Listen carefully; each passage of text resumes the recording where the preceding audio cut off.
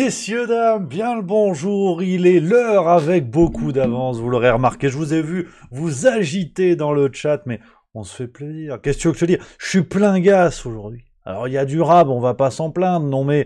Donc voilà les amis, très heureux de vous retrouver pour ce 70e épisode du Juste Bistrot, c'est sur Twitch, c'est en direct, c'est que du plaisir. 70e, comme diraient nos amis suisses, j'espère que vous êtes en grande forme aujourd'hui, effectivement, on est un peu en avance, mais vous inquiétez pas, on va papoter gentiment un peu, puis à 11h30, gros sujet, je préfère voilà vous le dire tout de suite hein, pour les plus chauds d'entre vous qui sont déjà là, à 11h30, on va revenir un page spécial sur l'affaire du professeur Péronne, on va beaucoup revenir là-dessus, ce qui sera un petit peu le deuxième volet d'une vidéo qui était sortie sur Juste Milieu il y a quelques jours, où on revenait sur cette affaire de transmission, donc la représentante de Pfizer qui avait reconnu devant le Parlement européen que la transmission n'avait pas été évaluée par Pfizer avant la mise sur le marché. On va faire une vidéo qui sera un peu le deuxième volet, et je vous propose aujourd'hui un atelier. Un atelier, parce que ça va être une vidéo en direct, en fait. J'ai mon script qui est prêt, comme je prépare d'habitude mes vidéos filmées, donc après avec le montage, mais là, il n'y aura pas de montage. Sans filet, comme dirait un ami poisson. Donc là, on va faire une vidéo en direct, en fait, où je vais dérouler mon script devant vous. On va revenir un petit peu sur différents épisodes. On va faire tout ça en direct. C'est l'atelier. Vous pourrez me dire dans le chat si c'est bien, si c'est pas bien. Et puis cette vidéo qu'on aura finalement co-construite, hein, qu'on aura construite tous ensemble, et bien cette vidéo, finalement, ressortira ce soir sur YouTube à 18h pour les affreux Jojo qui ne seraient pas avec nous aujourd'hui sur Twitch. Donc voilà ce que je vous propose. Hein. Un atelier exceptionnel aujourd'hui. C'est comme à l'école. C'est comme atelier coloriage d'une certaine manière. Donc voilà les amis, beaucoup de plaisir. Alors, je prends un petit peu, voilà quand même, le chat parce qu'on est ensemble, on est entre amis. Bonjour à tous les amis. Il y a Cook54 qui est là, il y a Babylock, il y a Seb76600, Fusible 8656, Tartampion 34, il y a tous les amis, il y a Alexandrine 59, il y a Miss Jeans que j'embrasse, Céphalopode 84, que du plaisir, et merci à Pacred 0591 qui vient de sub, c'est le 7e mois, alors ça fait plaisir, ça fait même doublement plaisir, donc les amis, il y a mon Yaya du Sud et on papote un petit peu, on commence en souplesse entre amis, qui effectivement me reprend sur un point qui était presque passé inaperçu. Salut mon Yaya qui dit Rémi, carton rouge, j'ai regardé grâce à toi les premiers épisodes de Westworld et le braquage de banque n'est pas sur une reprise de Nirvana, c'est Paint in Black des Rolling Stones. Effectivement. Oui, ça va, arrête de me gronder, c'est vrai, c'est juste. Mais il y a une reprise de Nirvana sur la saison 2, si je dis pas de conneries. Je me suis emmêlé les pinceaux, tu vois. Painted Black, il y avait une histoire de pinceaux. Et c'est vrai, t'as tout à fait raison. C'est bien, ça c'est attentif. 10 points pour Pouf Souffle. Voilà, je le dis. Et puis, merci à Magrenouille qui vient de subprime également, 8e mois. Là, on a les fidèles parmi les fidèles. Merci beaucoup. Mena77 qui dit des nouvelles de Martin Blachier.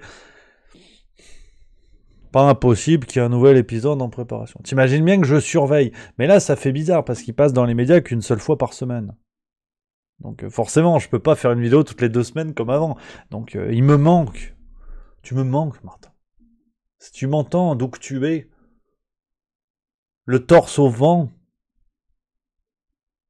Voilà, c'est tout. Non, mais j'arrête de m'emballer parce que les gens vont pleurer après. Il va y avoir, à mon avis, beaucoup trop d'émotions. Et ça, c'est pas souhaitable. Ni pour vous, ni pour moi. Donc non, il y a peut-être une nouvelle vidéo qui va arriver. C'est pas impossible.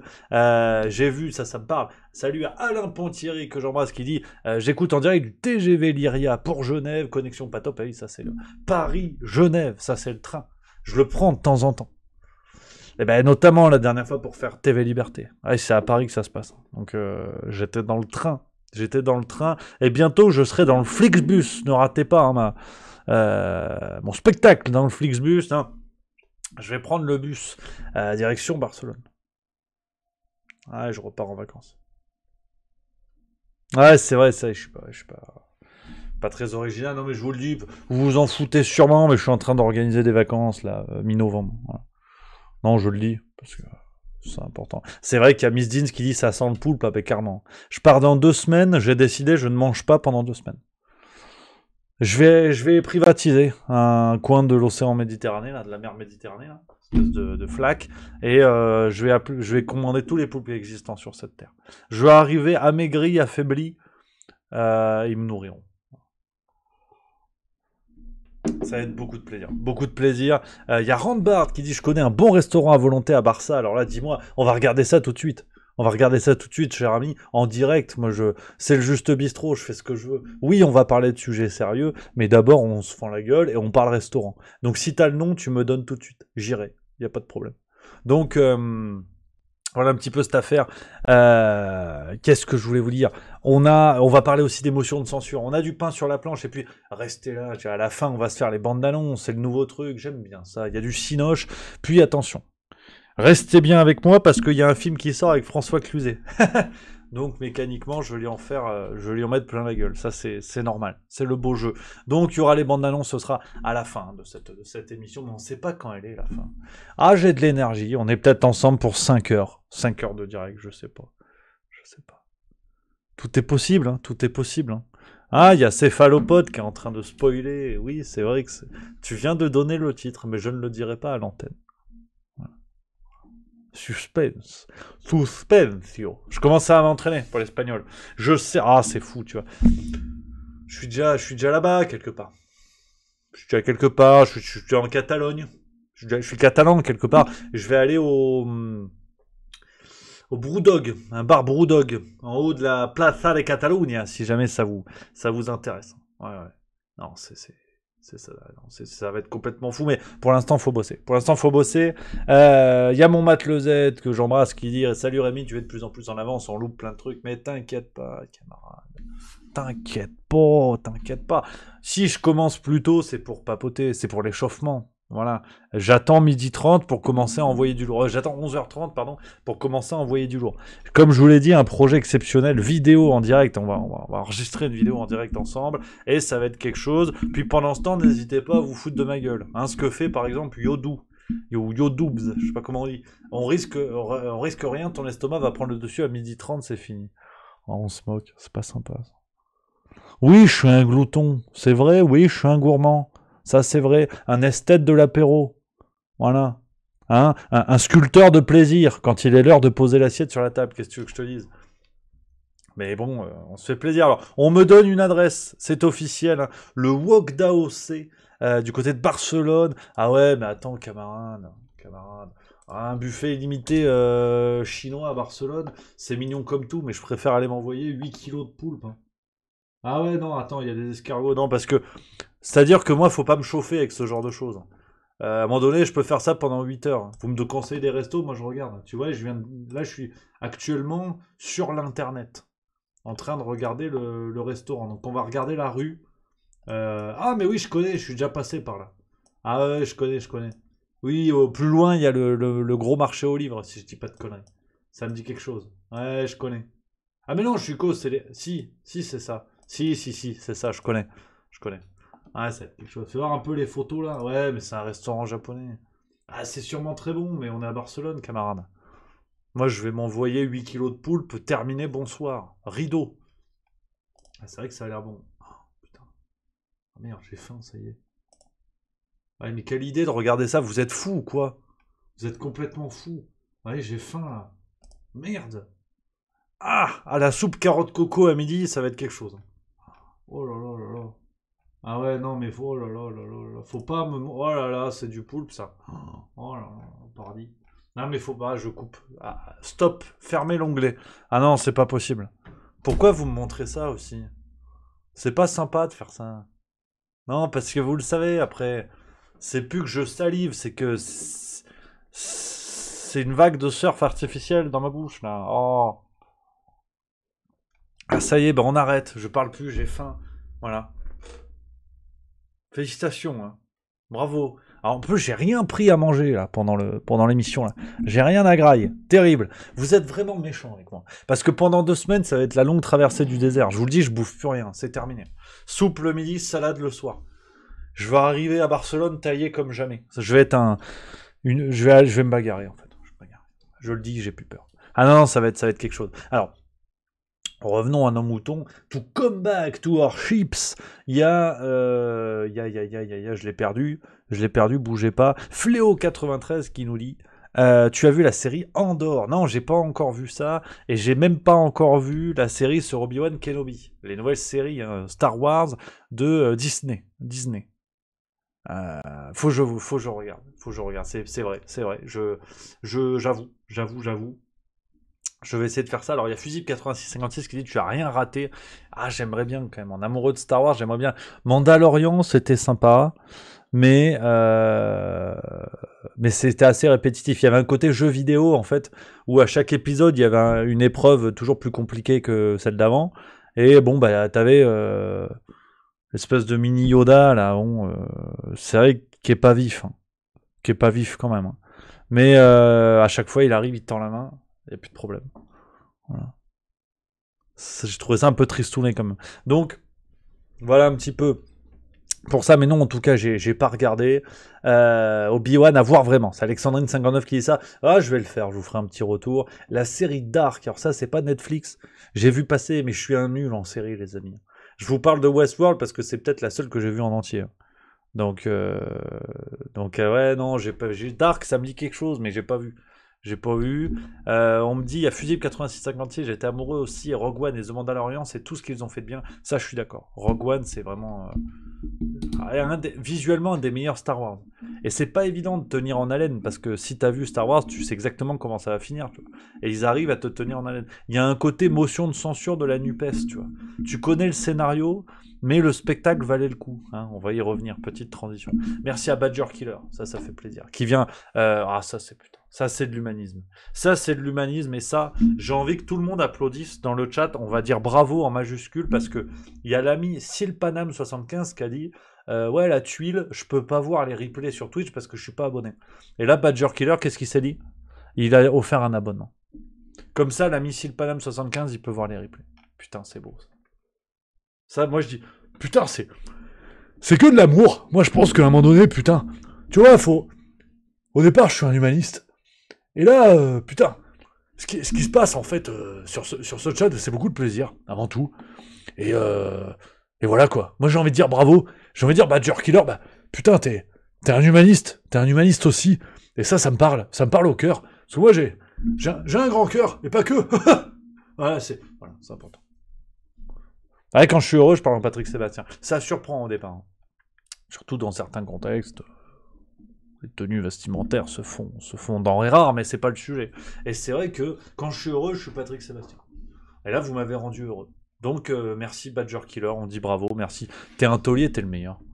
T'es un humaniste. N'oublions jamais. Donc, non, c'est... Aujourd'hui, voilà, on se rapproche dangereusement. Hein. Préparez-vous, échauffement, la nuque, les épaules, les jambes, le bassin. Bon, si vous venez du sud-ouest aussi de la France, ça marche. C'est sûrement le bassin d'Arcachon. Et parce que là, à partir de 11h30, ça va envoyer du gros bois. On va faire motion de censure, on va parler de l'affaire Perron, on va faire de la bande d'annonces, on a pas mal de petites choses. Donc ça va, comme qui dirait, hein, ça va chier des bulles carrées. Voilà. Je préfère quand même qu'on se le dise. N'hésitez pas avant le décollage, si ça vous tente, à partager le lien de cette émission sur les réseaux sociaux. Parce que, bah voilà, comme plus on est de fous, plus il y a de riz, comme on dirait au buffet limité japonais de notre ami qui vient de nous envoyer du côté de Barcelone. Mais je sais où je vais aller au Barça. Ah, tu vois, je me relance. T'as vu? Je peux te parler pendant 1 heure des endroits où je vais aller. Bah, ça fait quand même 3 fois que j'y vais en 2 ans. Ah ouais, je suis assez monomaniaque. Merci beaucoup, je tiens à le dire à mon Karim, CHU Haute-Pierre, on embrasse mon Karim, ça c'est l'Alsace, ça c'est Strasbourg, et mon Karim, un 5e mois qui nous dit, une petite pensée à mes collègues mis à pied hospitaliers, bien évidemment, pensez aux collègues de Karim du côté du CHU d'Haute-Pierre, ça c'est à Strasbourg en Alsace, mais dans toute la France bien évidemment, nos amis infirmières, nos membres du personnel hospitalier aujourd'hui mis à pied, bon bah pour des raisons qui n'ont plus de sens, hein. Au moins on est fixé là-dessus, donc voilà, on embrasse, merci mon Karim, on te salue, merci, un fidèle parmi les fidèles, ça fait plaisir, t'es le meilleur aussi mon Karim, je le dis, tout le monde est le meilleur d'une certaine manière, donc voilà un petit peu les amis, c'est vrai, il y a Tartampion34 pour reprendre son expression qui dit « ça va chier dans le ventilo ». Et ça, c'est énorme. Voilà, non, je sais faire que... Je suis pas non plus Laurent Gérard, faut se calmer. Mais elle est pas mal, ça. Ça va chier dans le ventilo, il y a un truc. Alors, il y a Nono la Savoie 74. Et là, mais là, vous allez me tuer. Qui dit, en allant à Barcelone, un arrêt au Grand Buffet à Narbonne, ça te branche. C'est prévu. J'y vais en famille, début novembre. Pour l'anniversaire de la maman. Maman milieu. Et je vais pas vous donner la date parce que sinon, elle va me dire, attends, qu'est-ce que c'est cette affaire? On est entre 3 gambas et 2 huîtres, c'est qui ces gens qui viennent t'insulter de pangolin? Mon fils, qu'est-ce qui se passe? Donc, mais j'y vais début novembre. Entre le 5 et le 8. Voilà. Pourquoi tu travailles là-bas, mon nono la Savoie, ou t'es de Narbonne? Parce que faut réserver tôt cette affaire. Ah oui, non, alors je vous raconte, on s'en fout, mais c'est vrai que c'est peut-être le seul Twitch où on parle de choses dont vraiment on se fout dans ces dimensions-là.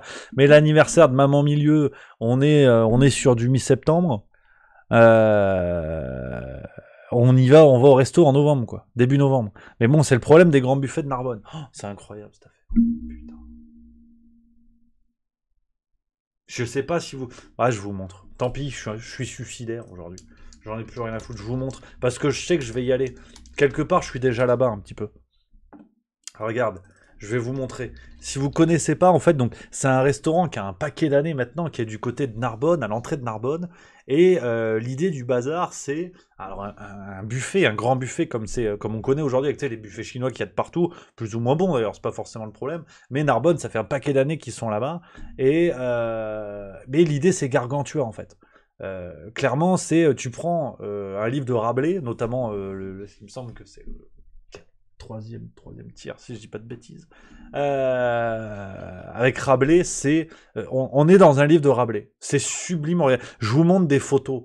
Tu vois, t'as une vidéo. Regarde, je vous mets la vidéo. Regarde.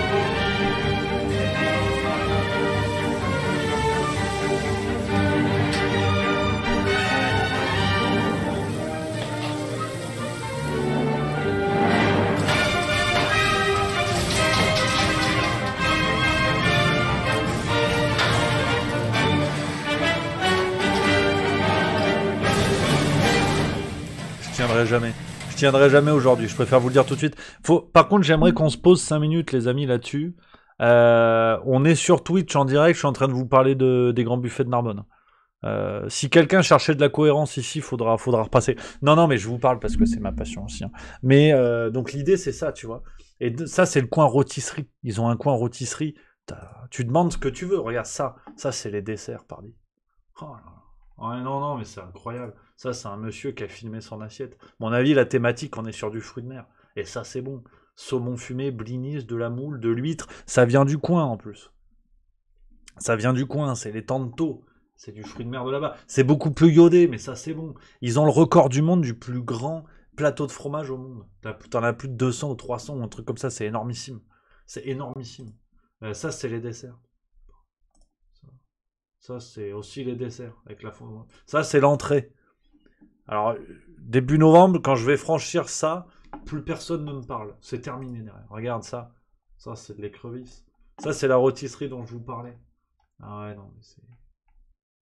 Ah, je suis pas bien, là. Je finirai jamais cette émission. Et là, t'as des cloches. En plus, c'est joli comme tout, tu sais. C'est sublime. Et t'as des plats préparés. L'une des meilleures andouillettes que j'ai mangées, c'était là-bas. Ouais. T'as du pain de mie. Bon, alors ça, effectivement, ça fait pas rêver. Mais ça, c'est le dessert, tu vois. Et c'est bon, hein, tout est bricolé par des gars de chez eux. Ils ont des pâtissiers, ils ont des types comme ça dans leur staff. Hein. Tout est bricolé à domicile. Hein. Ça, c'est la rôtisserie. T'arrives, tu demandes ce que tu veux. Tu veux 8 entrecôtes, t'as 8 entrecôtes. Il n'y a pas d'histoire. Bon, après, faut pas gâcher parce que c'est que les bonnes choses. C'est les trucs du coin. Et en plus, ils jouent le jeu, tu vois. Sur le vin, t'es prix producteur. Ils pratiquent le prix producteur. Comme ça, t'es pas mal. Bon, ça, c'est des légumes. On va pas trop me voir traîner par là, je vais pas vous mentir. Mais tu vois, ça, c'est du frometon. Oh là là, putain. Ça, c'est bon. Ça, regarde. Oh là là, c'est de la poêlée campagnarde, ça. Ça, c'est du champignon, de la patate, c'est gagné, ça. Ça, c'est gagné. Ah putain. J'ai faim, en fait. Il y a du champagne. Tu peux boire le champagne, si tu veux. Ouais. Bon, je coupe ça parce que sinon je vais rester dessus jusqu'à début novembre, en fait, on va pas se mentir. Ça s'appelle les Grands Buffets de Narbonne, c'est une institution, pardon, complètement zinzin. Alors, on est quand même autour de 50 balles par personne le Ticos, on va pas se mentir, mais c'est vrai que c'est bonheur, c'est extrêmement bonheur, on mange des choses vraiment extraordinaires qu'on mange vraiment pas au quotidien. C'est un repas de fête, c'est illimité, par contre faut être intelligent. C'est une véritable stratégie de guerre. C'est-à-dire que je vais y aller, j'aurais écrit déjà sur un paplard le thème de mes assiettes. Parce que tu peux pas arriver, mettre foie gras, huîtres, andouillettes, frites, champagne. Sinon, ça n'a aucun sens, ça s'appelle la NUPES, tu vois. Donc voilà, on est à 50 billas maintenant, hein, mais moi je vous confirme que ça vaut le voyage. Ça vaut le voyage. Et tu vois, j'aimerais bien qu'ils m'appellent, qu'ils me disent oui, ça vous dirait une vidéo promotionnelle.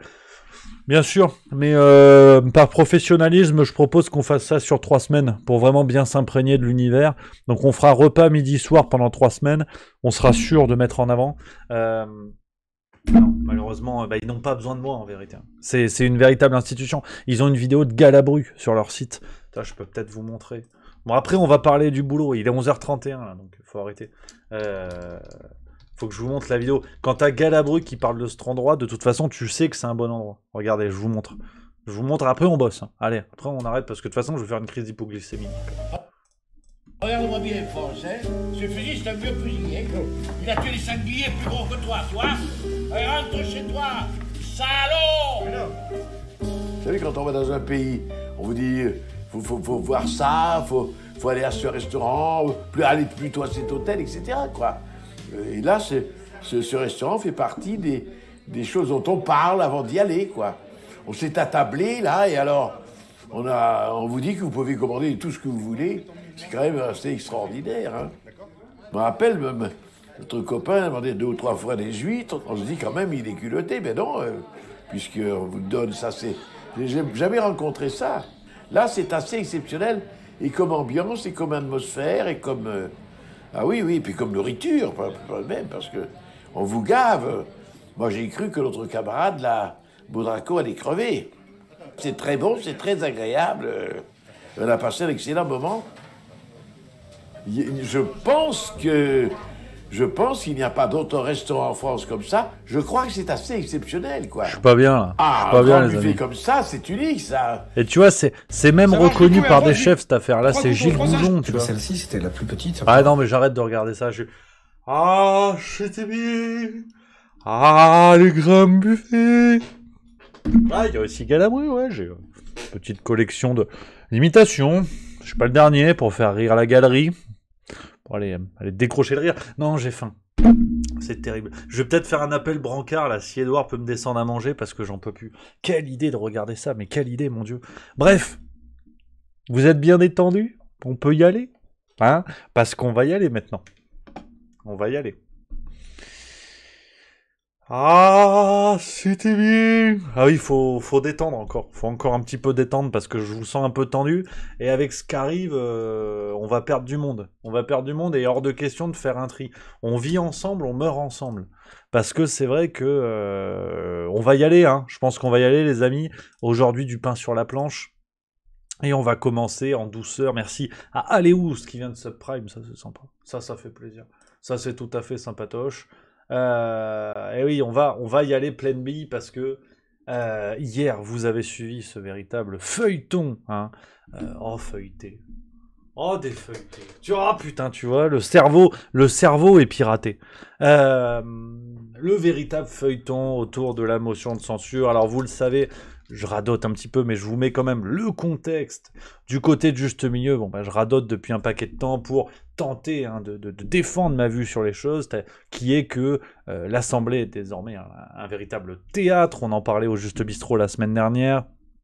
C'est la grande illusion permanente, avec en fait le pouvoir en place, qui n'a même pas la majorité d'ailleurs, et qui contourne ouvertement désormais les instances démocratiques que sont l'Assemblée nationale et le Sénat. On a des oppositions qui ont fait des pieds et des mains au moment des législatives pour obtenir le maximum de sièges, donc le maximum de pognon, et assurer ainsi leur futur, hein, s'auto-pérenniser grâce au pognon public. Voilà, le Puy du Fou, effectivement, merci à mon Ronan Toucourt qui dit ça, j'avais parlé du Puy du Fou, où on sait qu'on va au spectacle, mais à un moment donné, se confond quand même le réel et le spectacle que l'on a sous les yeux, et on a envie de se dire, et pourquoi pas, et si j'assistais réellement à une joute de chevaliers devant un château fort, c'est l'effet Puy du Fou, et l'Assemblée nationale, c'est un peu ça, avec cette opposition extrêmement bruyante qui multiplie les bons mots et les clashs sur les réseaux sociaux.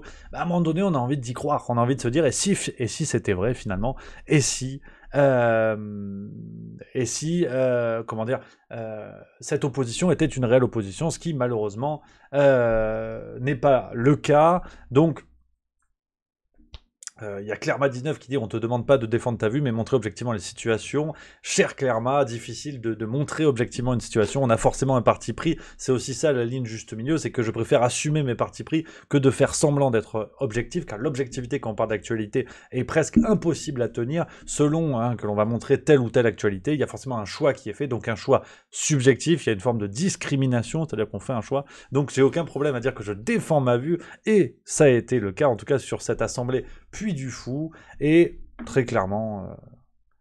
Bon, bah hier, c'était le clou du spectacle. Alors, on va se faire la journée, vraiment, ça a été une longue succession d'événements, comme un peu une bonne série Netflix. Bon, on sait qu'à la fin, le méchant gagne. Hein. Tu le sais, parce que le genre... Enfin, ça dépend selon de quel côté on est, d'ailleurs. Pour moi, c'est le méchant, mais pour d'autres, c'est le gentil.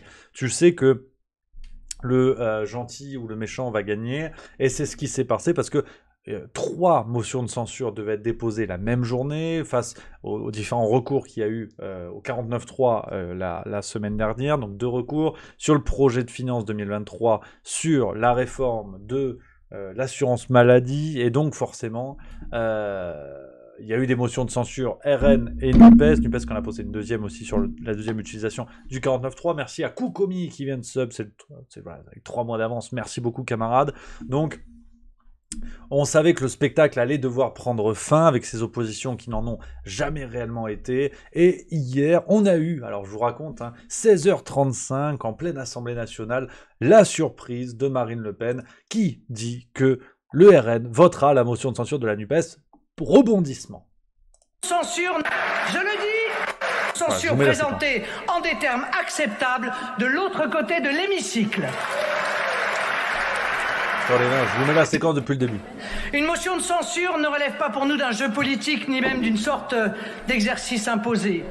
Elle est pour nous, lorsque les circonstances l'exigent, l'expression solennelle et responsable d'une défiance républicaine et démocratique face à un pouvoir gravement défaillant. Et parce que seul l'intérêt national guide ses paroles et ses actes, le groupe que j'ai l'honneur de présider votera également la motion de censure présentée en des termes acceptables de l'autre côté de l'hémicycle. Voilà, donc 16h34, 16h35, Marine Le Pen reconnaît officiellement que les députés RN se disent prêts à voter pour la motion de censure de la NUPES. À ce moment-là, on se dit... Enfin, vous le savez, je n'ai fait que râler à l'encontre de ces oppositions qui n'étaient même pas foutues de s'allier entre elles pour faire tomber le gouvernement, ce qui était finalement ce qui est possible, ce qui est rendu possible de par le fait que la Macronie ne soit plus majoritaire à l'Assemblée nationale. Je me suis dit, enfin, il y a une sorte de libération dans le cerveau, et très vite,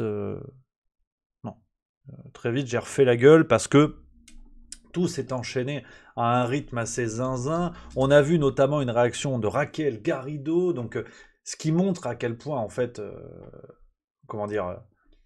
même dans ces grands moments de démocratie, enfin ce qu'il en reste, on a quand même cette volonté de tirer la couverture à soi, cette volonté de créer, de faire le bon mot, de faire le buzz, et on a Raquel Garrido qui tweet à 16h38, donc 3 minutes après la séquence que je viens de vous montrer, la motion de censure NUPES est faite pour être votée, pas juste un témoignage. Je suis heureuse que RN soit obligé de reconnaître le leadership de la NUPES dans ce moment institutionnel où le Parlement se dresse contre l'abus de pouvoir du 49.3. LR devrait faire pareil, donc on a un élan du RN que l'on salue ou pas, qu'importe, mais on a un élan du RN qui est de dire il faut s'unir pour faire tomber le gouvernement, et on a Raquel Garrido qui tweet et qui dit que je suis heureuse que le RN soit obligé de reconnaître le leadership de la NUPES, alors que le discours de Marine Le Pen est bien de dire que cela se fait au nom de l'intérêt des Français, et que, voilà... On a parlé de récupération politique dans l'affaire Lola, on va pas y revenir, c'est beaucoup plus compliqué, beaucoup plus gravissime, on en convient. Là, pour le coup, c'est de la vraie récupération politique sur une décision qui, de toute façon, était jouée d'avance. Alors, bien évidemment que je ne mets pas toute la NUPES et toute la France Insoumise dans le sac, je critique juste ce tweet de Raquel Garrido qui, même dans ce moment-là, je trouve le message aurait été beau de dire, voilà, parenthèse démocratique, parenthèse républicaine, parce que maintenant il y a même des fronts républicains, donc parenthèse républicaine, dans l'intérêt des Français, la NUPES, d'ailleurs elle parle au nom de la NUPES, il ne me semble pas que Raquel Garrido soit la NUPES, qu'importe, moi, Raquel Garrido, m'estime heureuse que l'intérêt des Français prime sur le reste, non, malheureusement, non, donc là on est à 16h38 et en fait on a un emballement avec ce que dit Marine Le Pen qui renverse un petit peu la table, mais l'équation reste la même, à savoir que même si tous les députés NUPES et RN votent pour la motion de censure, il reste l'inconnu des Républicains. Les Républicains, et là, il est 17h19, je vous refais le fil. On nous apprend par la voix d'Olivier Marleix, président des Républicains à l'Assemblée nationale, que les LR ne voteront pas pour les motions de censure du RN et de la NUPES. Donc, définitivement, par la voix d'ailleurs d'Olivier Marleix, qui est celui qui a porté la commission d'enquête sur l'affaire Alstom, un personnage de droite réputé pour être vraiment opposé à la Macronie, qui n'a pas hésité à mettre en avant des affaires qui ont mis en danger le pouvoir en place, en tout cas la crédibilité d'Emmanuel Macron. Et bien, ce même monsieur, là, on est sur une stratégie dite caca-culotte, voire de traîtrise républicaine, des gens qui, non contents d'avoir appelé par la voix de Valérie Pécresse à voter Emmanuel Macron, continue en fait un soutien à peine déguisé.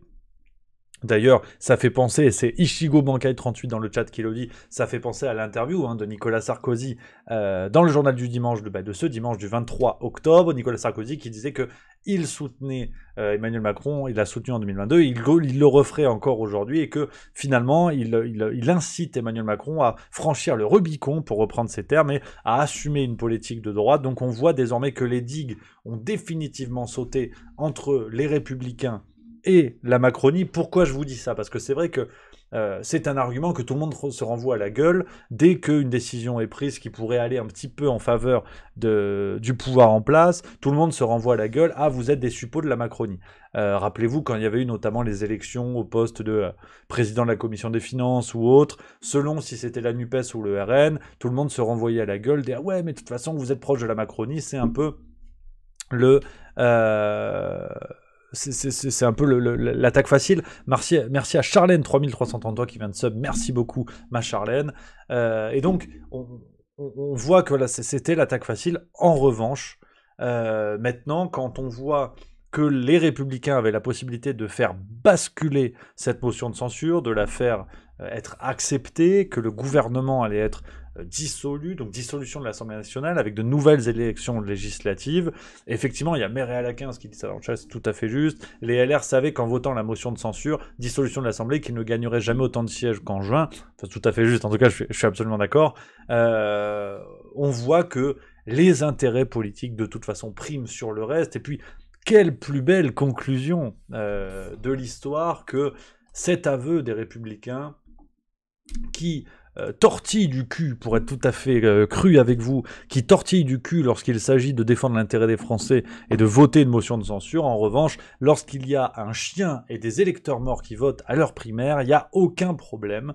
Donc, définitivement, on attendait, comme je vous l'ai dit, on connaissait la conclusion de la série, mais là, on en a vraiment le fin mot. La France a basculé dans une théatrocratie, pour reprendre le petit mot que j'ai essayé d'inventer la semaine dernière. C'est pas le raisonnement le plus intellectuel de l'année, mais ça vaut ce que ça vaut. La France est définitivement dans une théatrocratie, d'une opposition qui joue à la politique.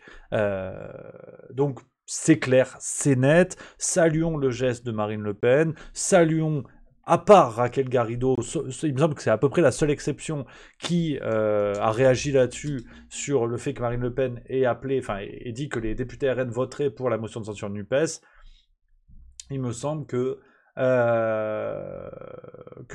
il n'y a pas d'autre député NUPES qui ait dit ah ben non, du coup si le RN y va, nous on n'y va pas.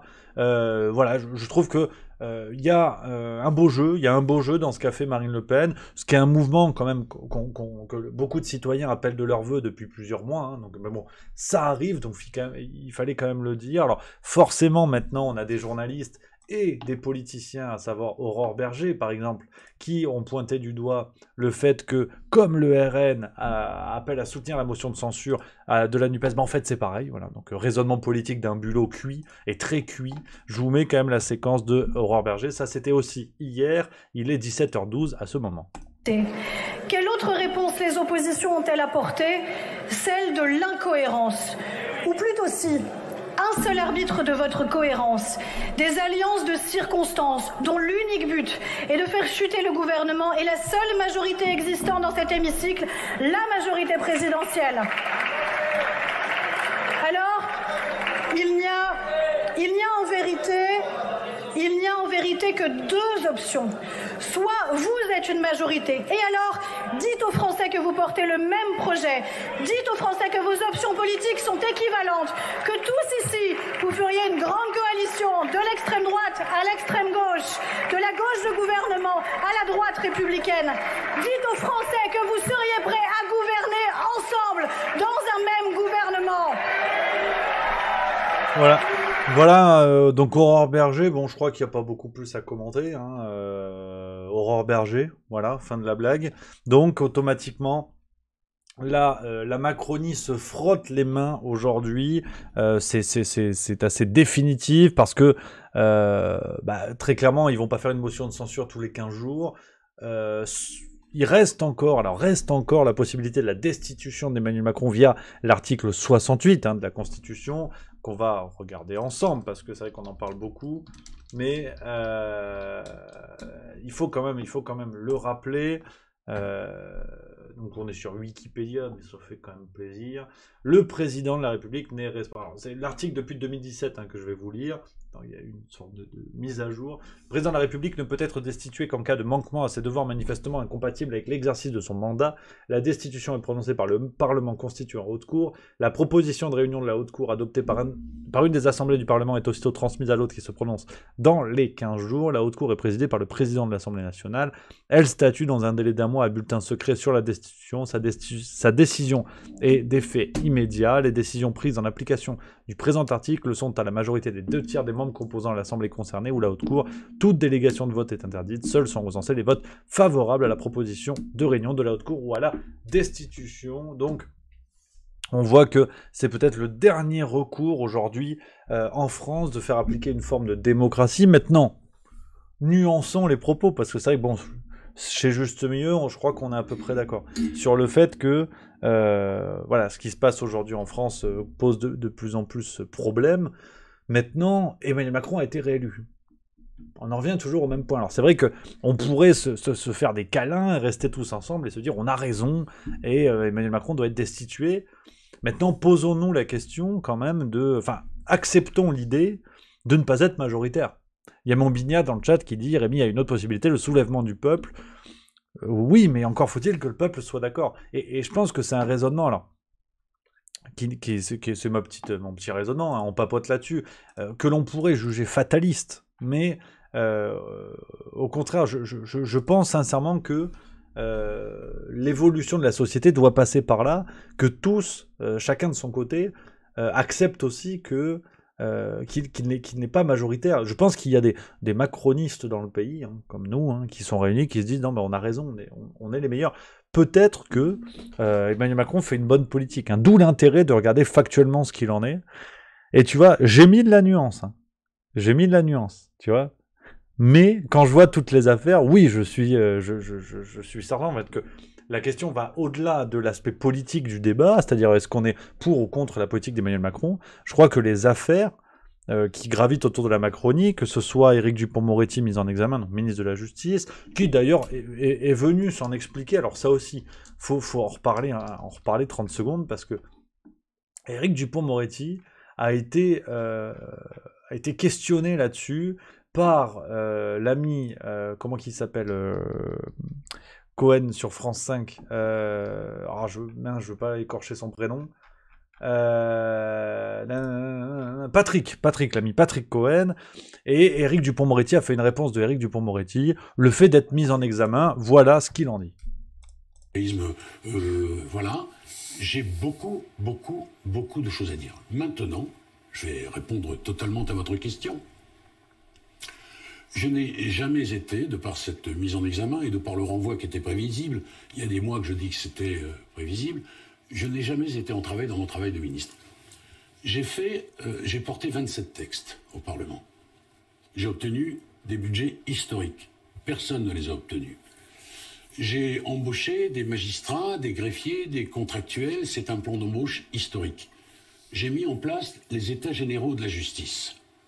Ils ne sont pas tout à fait terminés. Donc, vous voyez, M. Cohen, je n'ai pas le sentiment que, de quelque façon que ce soit, cette mise en examen, qui démarre d'une plainte déposée par certains représentants syndicaux, je n'ai pas le sentiment que cette mise en examen m'est entravée dans mes fonctions. Voilà, je voulais vous passer cette séquence parce qu'elle est en fait assez symbolique de ce qu'on est en train de dire sur le pouvoir en place, où la question n'est même plus en fait une question de politique, de bord politique, d'idées politiques. On voit d'ailleurs, et c'est ce qu'on peut reprocher à mon avis à l'ensemble de la Macronie, à quelques exceptions près, mais aussi par exemple à certains membres des Républicains, voire à certains membres de l'opposition, c'est que la politique est désormais... comment dire,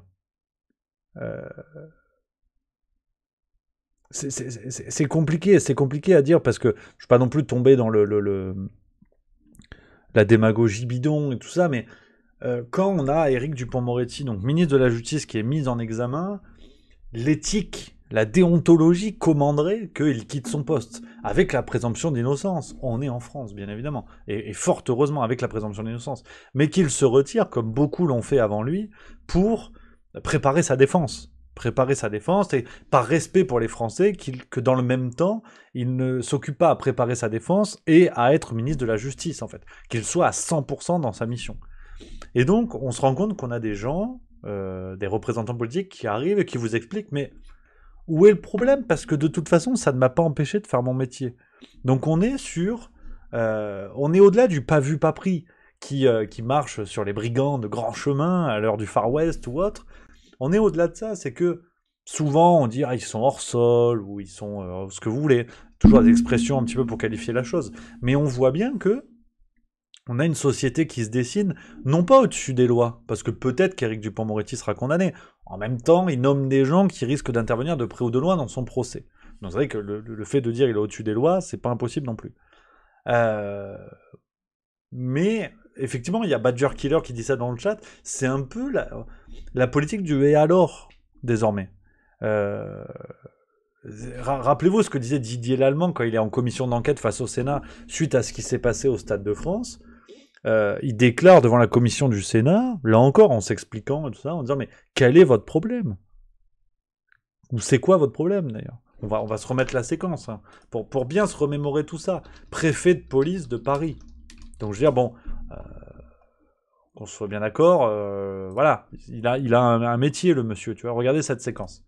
Ma situation personnelle, mais enfin franchement, je suis un haut fonctionnaire, je suis révocable ad notam tous les mercredis, c'est quoi votre problème quoi? Mais quelle importance ma situation personnelle? C'est du comportement de racaille, parce que la racaille n'est pas que celui qui roule en T-Max et qui a un scooter Lacoste. La racaille, c'est celui qui ne respecte pas la loi de manière répétée. Donc quand on voit tout ça, tout ce ramassis en fait de personnalités politiques à qui on a envie de faire confiance, déjà parce qu'on n'a pas vraiment le choix. Ils sont nommés par une personne qui a été élue, à savoir Emmanuel Macron.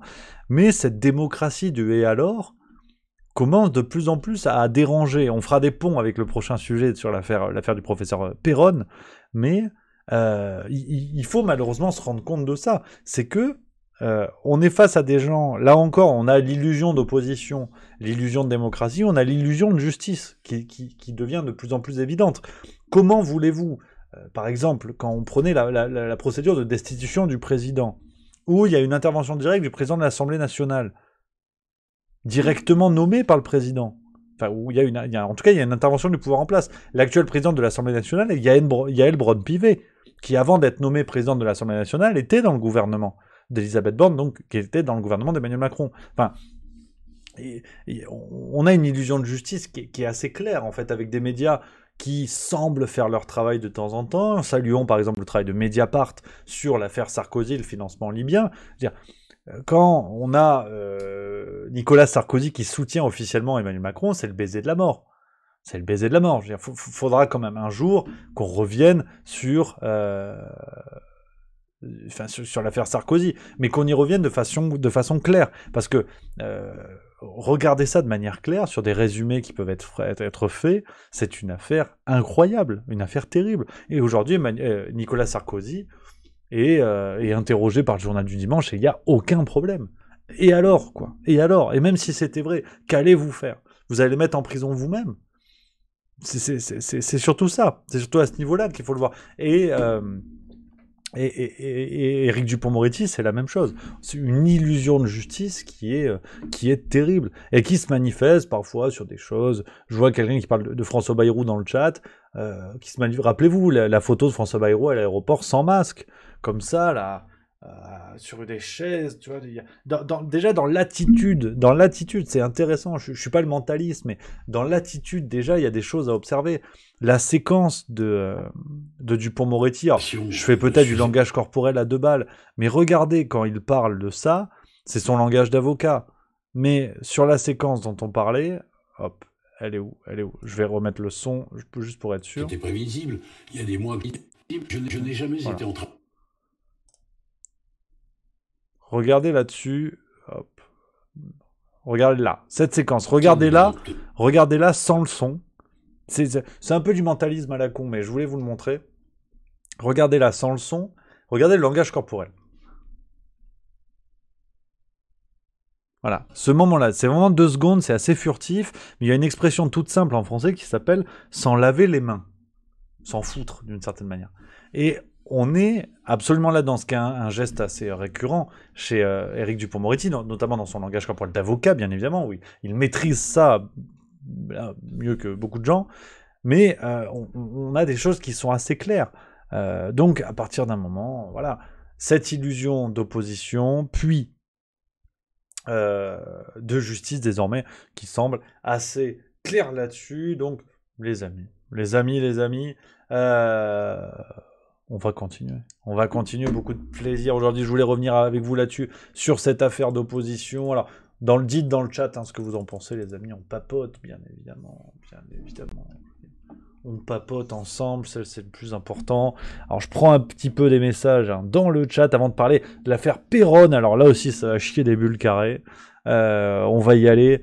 On a Twitch de Sam qui nous dit surtout qu'il a été faussement viré pour faire du pantouflage ailleurs, placé par Macron comme Blanquer, l'Allemand et d'autres. Opposition au carton à l'Assemblée, ça c'est Égyptien 421. Romain Durif reparle du buffet, c'est mieux. Ah, rigole pas. Je commence à oublier la fin, donc là ça va. Céphalopote 84 qui résume bien la situation. Le mérite de Marine Le Pen a été de mettre en évidence la nouvelle trahison LR, donc des Républicains. Et effectivement, cette non-motion éclaircit le paysage, c'est pour aller où? Alors, ça éclaircit le paysage, mais on a un plein pouvoir pour la Macronie maintenant. Même quand ils gouvernent à grands coups de 49.3, il se passe rien. Donc c'est un peu, voilà, un petit peu curieux. Montbignac qui dit Péronne, aucun média n'en a parlé. Bah attends 2 secondes, j'arrive, bouge pas. Je serais curieux de voir si ce sera la même chose avec Divisio. On verra d'ailleurs, il faudra que Divisio soit blanchi avant toute chose. Ne faisons pas comme les médias, de mettre la charrue avant les bœufs. Oh le bœuf, une côte de bœuf, putain, c'est bon ça. Miam miam, je le dis. Tartiflette du 974 qui dit yo, voilà, ça, ce qui veut dire bonjour, ça c'est du langage de jeunes, ça c'est les jeunes, ils sont friands de langage comme ça. Donc, les amis, je vais préparer un petit peu parce que on va se faire une vidéo en direct. En fait. C'est un nouveau concept, c'est mon côté Steve Jobs. On va se faire une vidéo en direct. J'ai préparé un petit script parce que justement, je voulais revenir avec vous sur l'affaire du professeur Christian Péronne. On va revenir, on va reparler de tout ce qui s'est passé, on va résumer un petit peu tout ça, remettre le PMU au milieu du village, mais on va surtout réfléchir ensemble parce que oui, une fois qu'on a dit hurrah, professeur Péronne a été blanchi, c'est une chose, mais faut pas s'arrêter là. On peut aller un petit peu plus loin parce que tout ça n'est pas terminé, d'ailleurs ça ne fait que commencer à mon avis. Je vous divulgage un petit peu tout ça, je prépare toutes mes pages, tu vois. Je vous ai fait ça aux petits oignons. Je préfère vous le dire tout de suite. Donc, les amis, je vais mettre un coup d'eau d'abord, puis on va partir, on va y aller.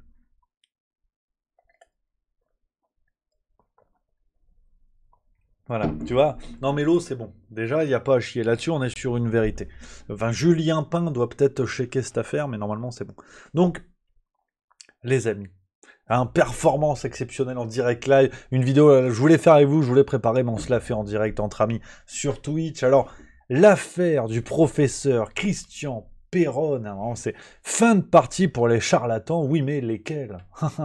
Ouais, tu vois, il y a mon côté Pierre Bellemare qui souvent reprend le dessus, hein, ce teasing à l'américaine. Donc, cette affaire du professeur Christian Péronne, alors une figure forte hein, que vous connaissez sûrement, une figure qui s'est imposée très vite dès les débuts de la pandémie de Covid-19, où lui, avec le professeur Raoult, avec Jean-François Toussaint, avec beaucoup de figures du monde de scientifique et médical qui sont arrivés dans les plateaux et très tôt pour dire bah attendez, c'est peut-être pas si évident que ça. Alors, fut un temps, c'était sur l'efficacité du confinement, puis celle des masques, puis l'utilité du pass sanitaire, puis l'affaire de l'hydroxychloroquine, notamment avec le professeur Raoult. Enfin, très vite, s'est dégagé une sorte d'équipe, hein, les Avengers de la loose, à en croire les titres hein, des journaux, parce que, regardez par exemple un article, alors là c'est au 13 septembre 2022, mais bon, pêle-mêle, il y a eu quand même la même chose pendant un paquet de temps, bien avant ça d'ailleurs. Cet article du 13 septembre 2022 de l'Express, alors désormais mes préférés, qui titrait, on est le 13 septembre 2022, Antivax, idole de l'extrême droite, Christian Péronne, la chute d'un professeur jadis respecté. Alors, voilà un petit peu, si vous voulez, c'est clairement le traitement auquel ont eu droit hein, ces Avengers du doute, on va dire. Donc finalement, le discours était, oui, de critiquer la politique sanitaire, tout en ayant gravité hein, au plus haut niveau, parce que il faut penser quand même au professeur Raoult, qui au départ devait intégrer le conseil scientifique, il faut quand même le rappeler, donc passer d'un éminent spécialiste, pardon, je parle du professeur Raoult, qui devait intégrer le conseil scientifique pour mieux en claquer la porte et devenir la risée derrière dans les médias, il y a eu très vite en fait des problèmes, ne serait-ce que sur la forme, il y a eu très vite des problèmes qui se sont posés et Christian Péronne n'a pas échappé, le professeur Christian Péronne n'a pas échappé à ce traitement dans les médias où beaucoup de médias lui sont tombés dessus pour avoir, comme je vous le disais, hein, le principal problème était la critique qu'il faisait de la politique sanitaire du gouvernement français, mais bien sûr, quand on a vu émerger dans les médias, hein, on est voilà au début 2020, même mi-2020, on a vu dans les médias des titres de journaux, des titres de reportages qui disaient que le professeur Christian Péronne est anti-vax. Alors voilà, par exemple, les qualificatifs, enfin là, il était rassuriste, il était anti-confinement, anti ce que vous voulez. Puis au moment du vaccin, où effectivement ces critiques se sont renforcées, les critiques du professeur Péronne se sont renforcées, là on a dit il est anti-vax. Alors lui qui travaillait à l'OMS pendant un paquet d'années, qui est un éminent spécialiste reconnu dans sa spécialité, bon, bah, forcément, on a eu des attaques médiatiques qui n'avaient que peu de fondement, mais pointer du doigt cela revenait à adhérer en fait à ce camp, en fait, des sortes les puants du Covid, on va les appeler comme ça par simplicité. On va commencer voilà cette affaire du professeur Péronne avant de venir sur l'histoire de la décision hein, du Conseil de l'ordre. Il y a eu toute une histoire de procès, une véritable affaire juridique. On va y revenir tous ensemble et on va réfléchir après ensemble. Mais je voulais vous mettre une séquence et ça, c'était chez l'ami Éric Morillo sur le célèbre canapé des incorrectibles où j'ai eu la chance de poser mon popotin. Voilà, une séquence que je voulais vous montrer. Merci à l'ami Éric des incorrectibles. N'hésitez pas bien sûr à vous abonner à sa chaîne. Petit extrait de ce que disait le professeur Péronne sur le vaccin, ce qui lui a bien sûr valu là, les qualificatifs d'antivax, vous en doutez, voire de charlatan, mais justement on va y revenir. Selon vous, c'est ce qu'on appelle, en tout cas, jusqu'à preuve du contraire encore aujourd'hui, vaccination. Est-ce qu'elle va nous être imposée à vie, au moins à très long terme? On parle évidemment de 3e dose, voire de 4e dose bientôt.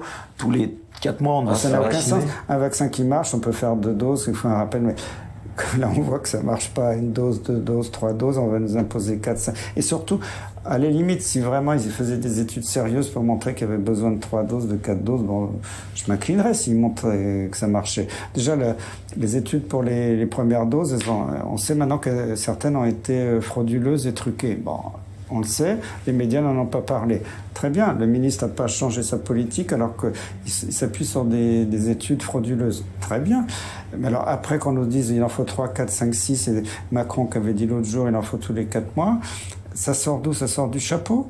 Il n'y a aucune étude qui me donne une seule étude. Moi, je veux bien que je sois complotiste, que je raconte n'importe quoi.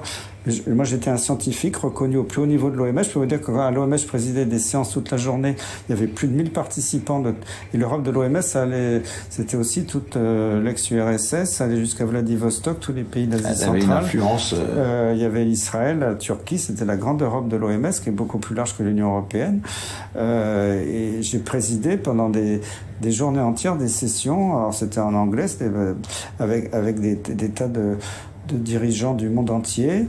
Je sais ce que c'est que la politique vaccinale nationale internationale. J'ai assisté malheureusement à la colonisation de Gavi, la fondation de Bill Gates pour les vaccins, qui a petit à petit acheté l'OMS. Ça m'a désolé parce que j'ai vu la mise sous influence de l'OMS et je l'ai vécu, je l'ai vu. J'ai vu des copains qui avaient des fiches de paye de la fondation Bill et Melinda Gates comme fonctionnaires de l'OMS. Ça m'a choqué parce que maintenant l'OMS est devenue une entreprise privée au service de Big Pharma.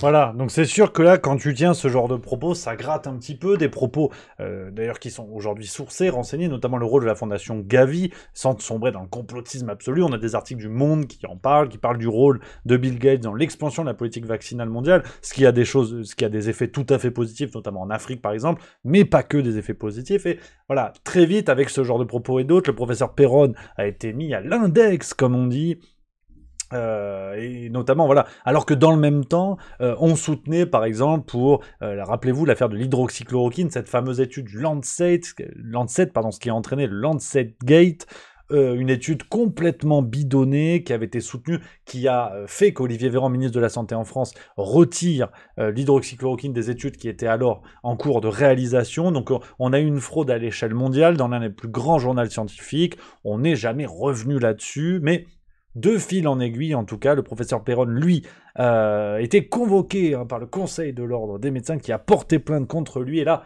patatras, c'était le 24 octobre, la décision, le jugement a eu lieu, donc c'était hier au moment où j'enregistre cette vidéo. On a un article de France 3 et Île-de-France, le 24 octobre, qui nous dit, je vous lis, le chapeau, le professeur Christian Perron, ancien chef de service des maladies infectieuses et tropicales à l'hôpital Raymond Poincaré de Garches, dans les Hauts-de-Seine, était poursuivi par le Conseil national de l'Ordre des médecins pour ses prises de position très critique envers la politique vaccinale du gouvernement lors de l'épidémie de Covid.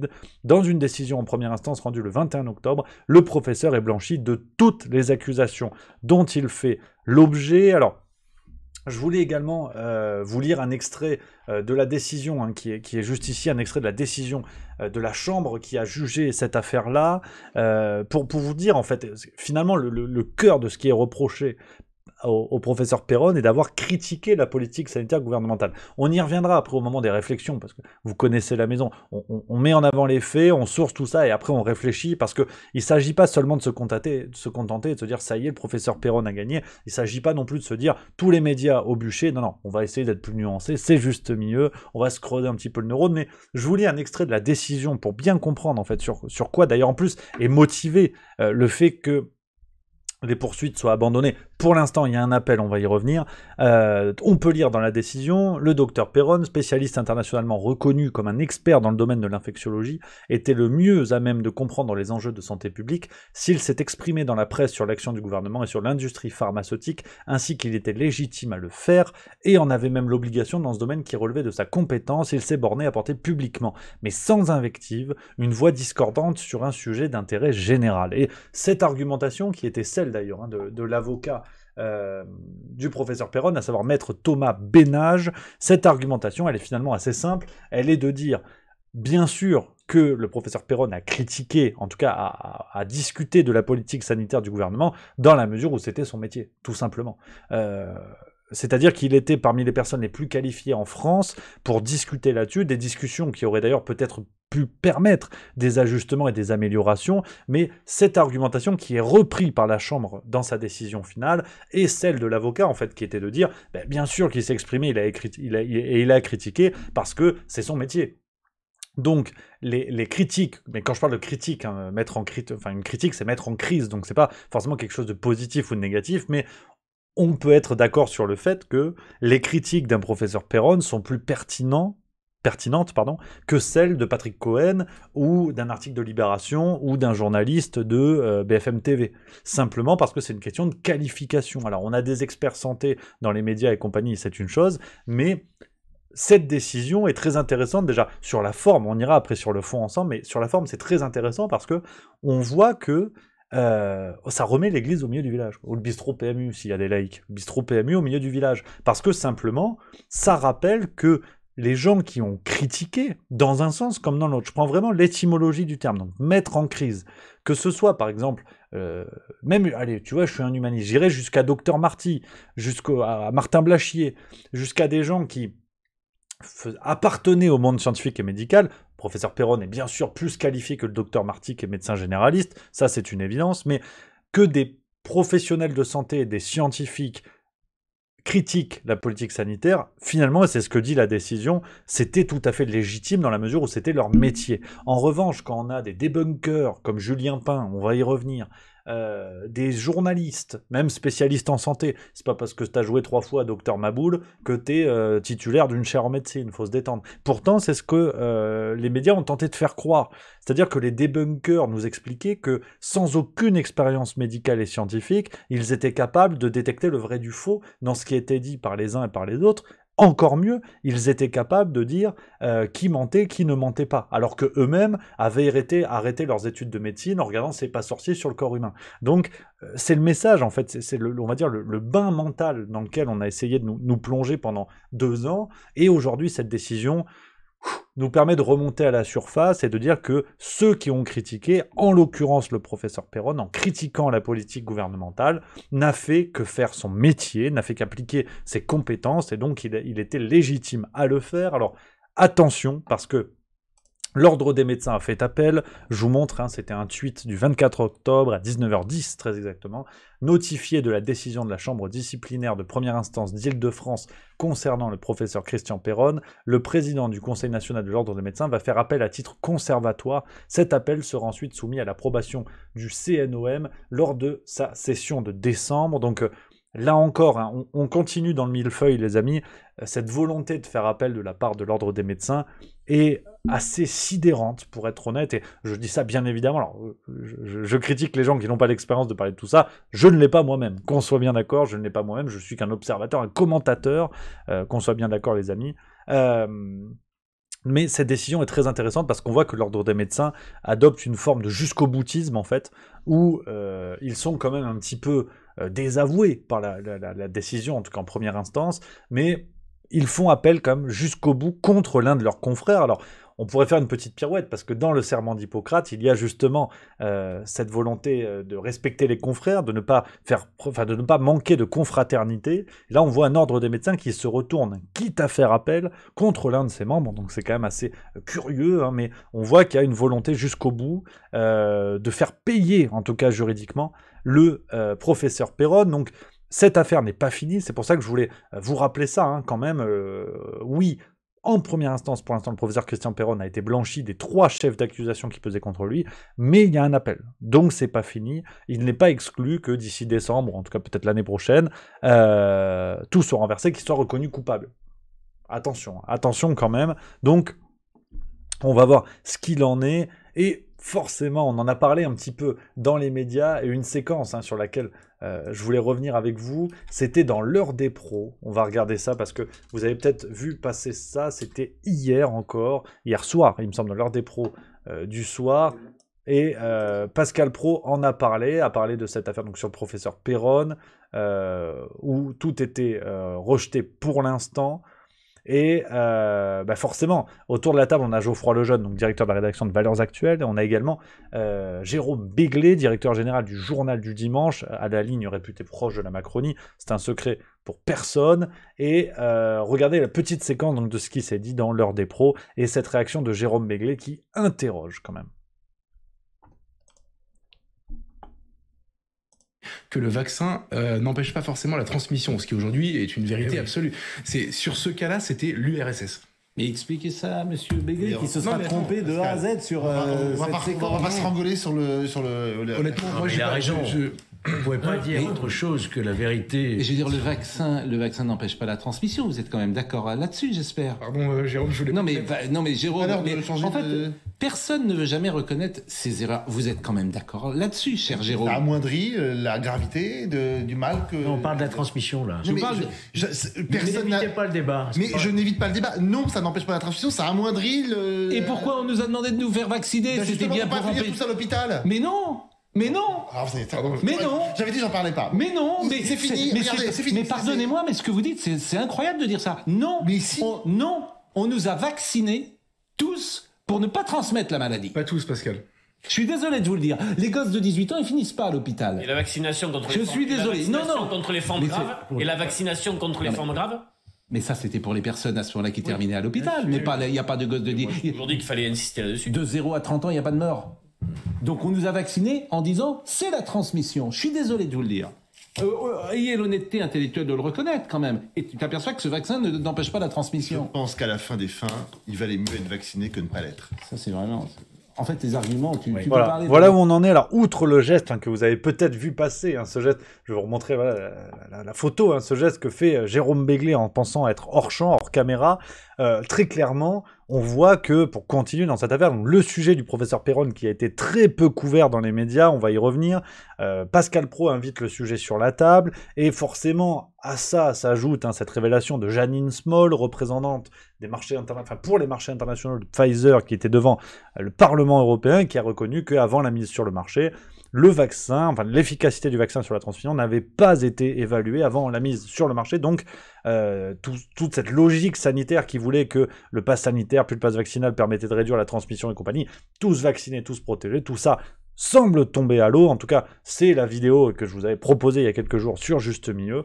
Et donc, patatras, quand on a des gens qui médiatiquement ont défendu bec et ongle, d'ailleurs quitte à s'en prendre en non vacciné, tout ce que vous savez, on va pas revenir là-dessus, quand on a ces gens-là qui sont pris la main dans le paquet de bonbons, on a la séquence que je viens de vous montrer, une manière d'assumer les choses qui est vraiment, une manière de ne pas assumer, qui est sidérante, de feindre en fait tout ça. Je vous remets le passage du doigt sur la bouche de Jérôme Béglé, regardez bien.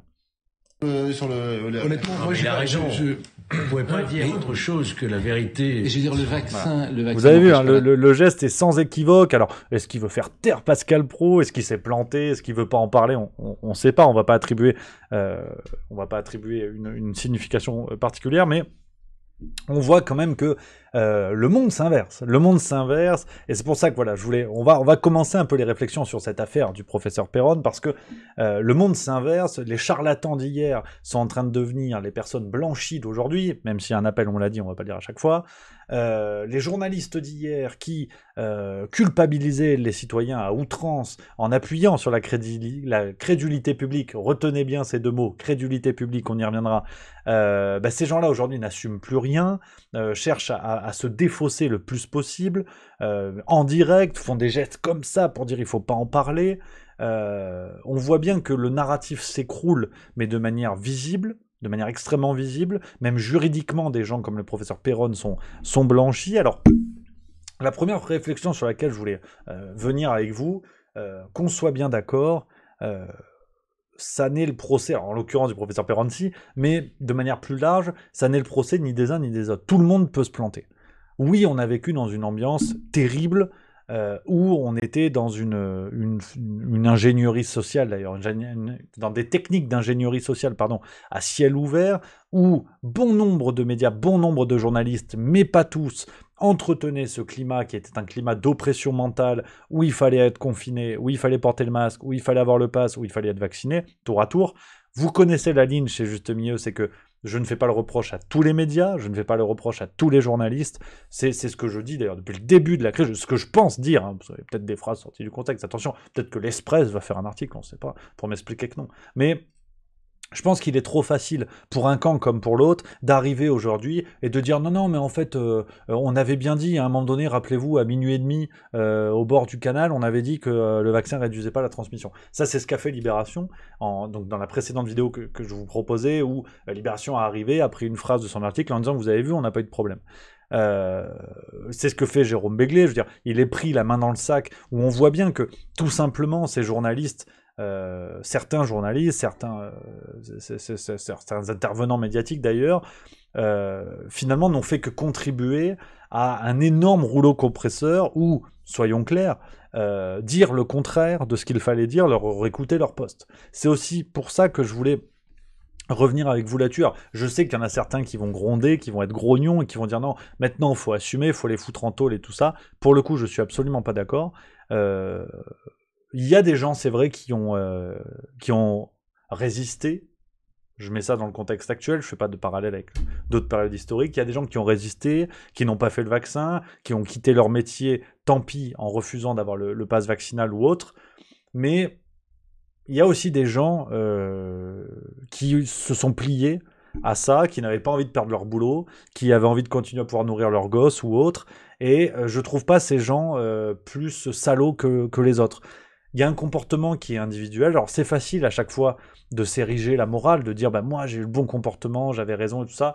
Vous connaissez ma ligne qui est peut-être un petit peu naïve et utopiste, j'en conviens, mais je suis partisan que, au vu de ce qu'on a vécu, on puisse quand même repartir vers une société un peu meilleure. Et si tout le monde continue de se taper sur la gueule en disant « Ah bah toi, t'as fait le vaccin, donc t'es un salaud ad vitam aeternam. Moi, je l'ai pas fait, donc je suis Jean Moulin. » À mon avis, on va pas vraiment s'en sortir. Donc, je prône plutôt la ligne, tu vois, de oui, effectivement, on peut dire ceux qui ont fait le vaccin ont cédé pour des raisons qui leur appartiennent. Maintenant, ceux qui ne l'ont pas fait, ça ne les rend pas plus louables, ça ne les rend pas plus moraux, ça ne les rend pas plus héroïques.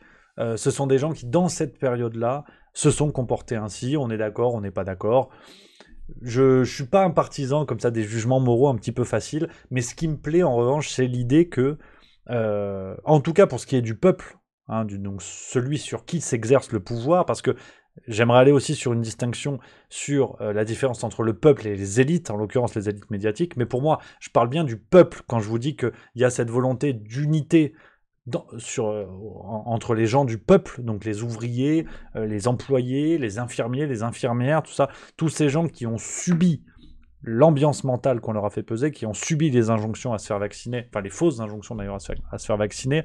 Pour moi, ce peuple-là, je l'invite autant que possible à être dans l'unité. En revanche, la distinction que je fais, c'est avec les élites, et en l'occurrence ces élites journalistiques qui, elles, pour le coup, devraient assumer toutes leurs responsabilités, c'est-à-dire que, au moins, un mea culpa, qu'on soit bien d'accord, tout le monde peut se planter.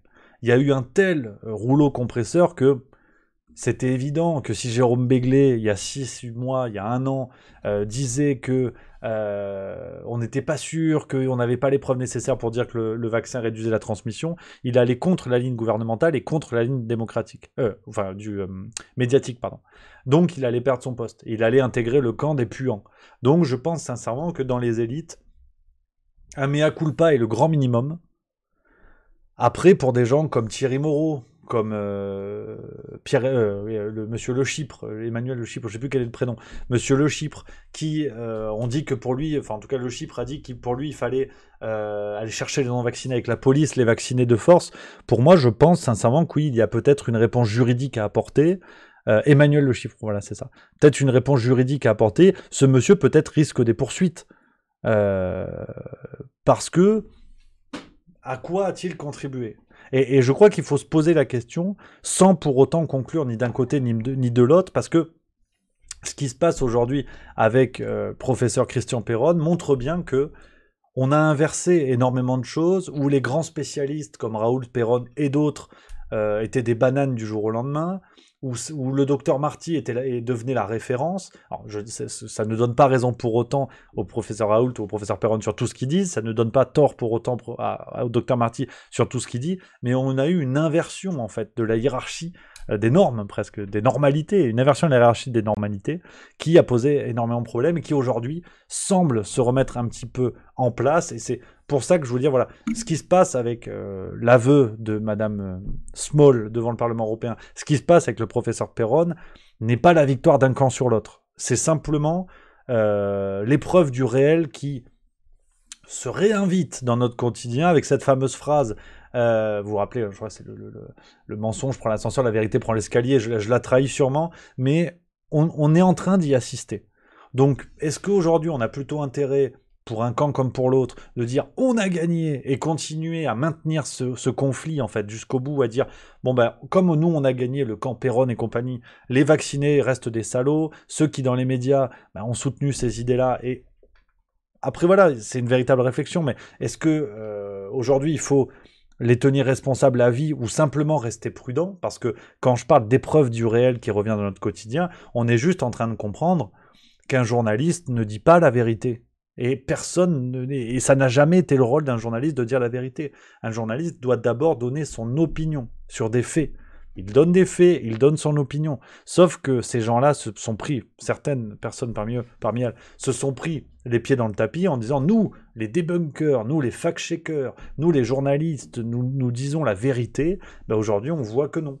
On voit simplement que non. Donc ils ont galvaudé leur propre métier et ils se prennent les pieds dans le tapis. Donc très clairement, cette affaire du professeur Péronne me semble très intéressant, très intéressant sur ce point-là en fait. Simplement pour ce réel qui se remet en place, ce qui ne veut pas dire pour autant que le professeur Péronne est parole d'évangile et que tout ce qu'il dit sera formidable, ce qui ne veut pas dire pour autant que les médias sont tous des salauds à vie.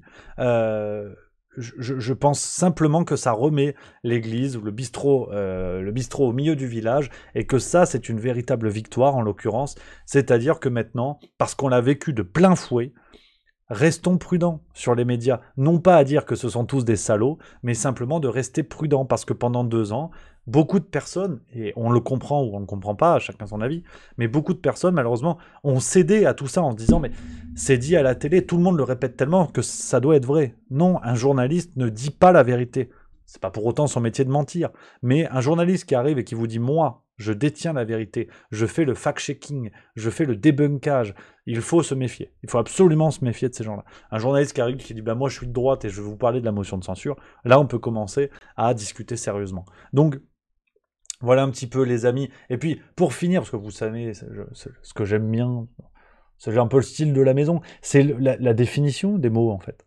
Parce que le titre de cette vidéo que je voulais vous proposer, c'est voilà, affaire professeur Péronne, fin de partie pour les charlatans. Mais justement, qu'est-ce que c'est un charlatan? Qu'est-ce que c'est un charlatan? Et la définition du dictionnaire, elle est intéressante parce que le charlatan, c'est celui qui exploite la crédulité publique en vantant ses produits, sa science ou ses qualités. Et je voulais finir sur cette question-là avec vous. Qui a le plus exploité la crédulité publique?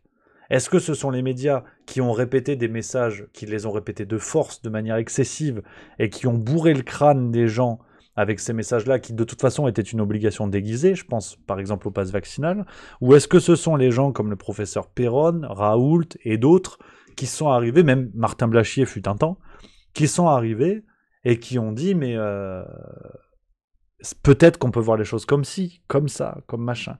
Qui sont les plus charlatans dans l'affaire? Parce que la crédulité publique, elle est de manière statistique, on va dire, plutôt dans le sens de il faut faire le confinement, il faut faire machin, il faut faire bidule, vu que c'était le message qui avait le plus d'écho. Donc le charlatan dans cette affaire, est-ce que c'est Julien Pain qui va débunker? Est-ce que c'est Libération qui va expliquer que les antivax sont des salauds? Est-ce que c'est Thierry Moreau qui va penser que les antivax sont des connards? Ou est-ce que c'est le professeur Péronne qui arrive contre toute une doxa et qui explique que attention, c'est pas si évident que ça, et qui va donc contre la crédulité publique. Donc il a fait l'inverse du charlatanisme. Parce que la crédulité publique n'allait pas dans le sens de ce qu'a dit le professeur, enfin de ce qu'ont dit professeur Péronne et compagnie. Donc qui sont réellement les charlatans et qui sont les gens qui ont réellement perdu dans cette affaire? Donc, voilà les amis.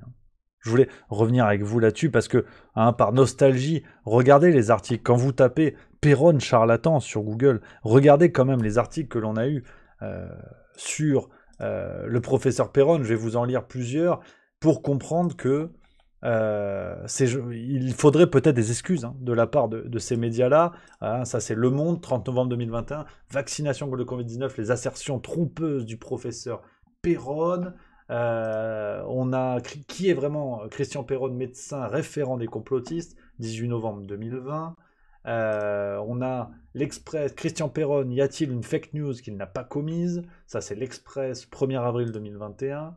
On a vérifié les affirmations des opposants au vaccin contre le Covid-19 de leur manifestation à Nancy. Bon, là, ce sont des gens qui s'appuient sur le discours du professeur Péronne. L'AFP Attention aux assertions trompeuses de Christian Perron sur la vaccination anti-Covid devant des députés luxembourgeois. Christian Perron, un professeur à la dérive. Donc voilà le traitement médiatique qu'il y a eu autour du professeur Perron. Et aujourd'hui, pas de problème. Pas nécessairement des excuses, mais au moins de dire, au moins un article factuel, bref, pour dire qu'il a pour l'instant été blanchi à la suite des accusations qui portaient contre lui. Donc peut-on parler de diffamation lorsqu'on a qualifié quelqu'un de charlatan, d'escroc, de menteur, de complotiste, alors que tout ça se déroulait sous nos yeux? Faut-il des excuses ou des poursuites en diffamation? La question reste entière. Voilà les amis, ce qu'on pouvait dire là-dessus. N'hésitez pas à réagir en commentaire dans le chat et tout ça, ce que vous en pensez. Moi, je vais me mettre un coup d'eau. Là, j'ai papoté. Mais je trouve ça extrêmement intéressant parce que c'est vrai que c'est une ligne qu'on défend sur Juste Milieu depuis un bout de temps, en tout cas que j'essaie de défendre depuis un bout de temps sur Juste Milieu, qui est simplement de voir que tôt ou tard, les choses se remettent en place et que les condamnations en temps réel sur les vérités de l'instant T sont toujours un petit peu complexes. Alors, il y a mon Jean-Louis, que je salue, qui nous dit « Attention Rémi à bien faire la part entre faits et opinions. Le debunk est censé porter sur les faits, pas sur les opinions. » Mon cher Jean-Louis, mais oui, alors je suis d'accord, la distinction entre faits et opinion, effectivement, elle est, de toute façon, elle est assez élémentaire, mais de toute façon, le débunkage, on en a déjà beaucoup parlé sur Twitch et compagnie. Pour moi, le débunkage est une escroquerie, tout simplement. Au bout d'un moment, il faut oser les mots. Je ne crois même pas que ça porte plus sur les mots, sur les faits, ou on pourrait faire comme ça des bagarres à savoir exactement sur quels paramètres. Je pense simplement que le débunkage est une escroquerie intellectuelle qui a été développée dans les médias pour s'arroger le monopole de la vérité. C'est-à-dire que avoir cette capacité à dire ce qui est vrai ou faux, à distinguer le vrai ou le faux, mais personne n'a cette capacité. À partir du moment où on reconnaît que le métier d'un journaliste est de relater des faits en donnant une opinion nécessairement subjective, à partir de là, il n'y a pas besoin de débunkage. Alors, après on va dire, oui, mais le débunkage, tout cela s'appuie pour lutter contre les fake news. Mais qu'est-ce qu'une fake news ? Il n'y a pas de fake news, c'est un traitement qui peut être faux, qui peut être mensonger, mais une actualité, un fait en tant que tel, ne peut pas être faux. S'il y a un accident de bagnole, il y a un accident de bagnole. Par contre, si je commence à vous expliquer que le conducteur était vegan et voulait s'en prendre à des non-véganes, là c'est une opinion. Si j'ai pas de preuves, ça peut être une fake news.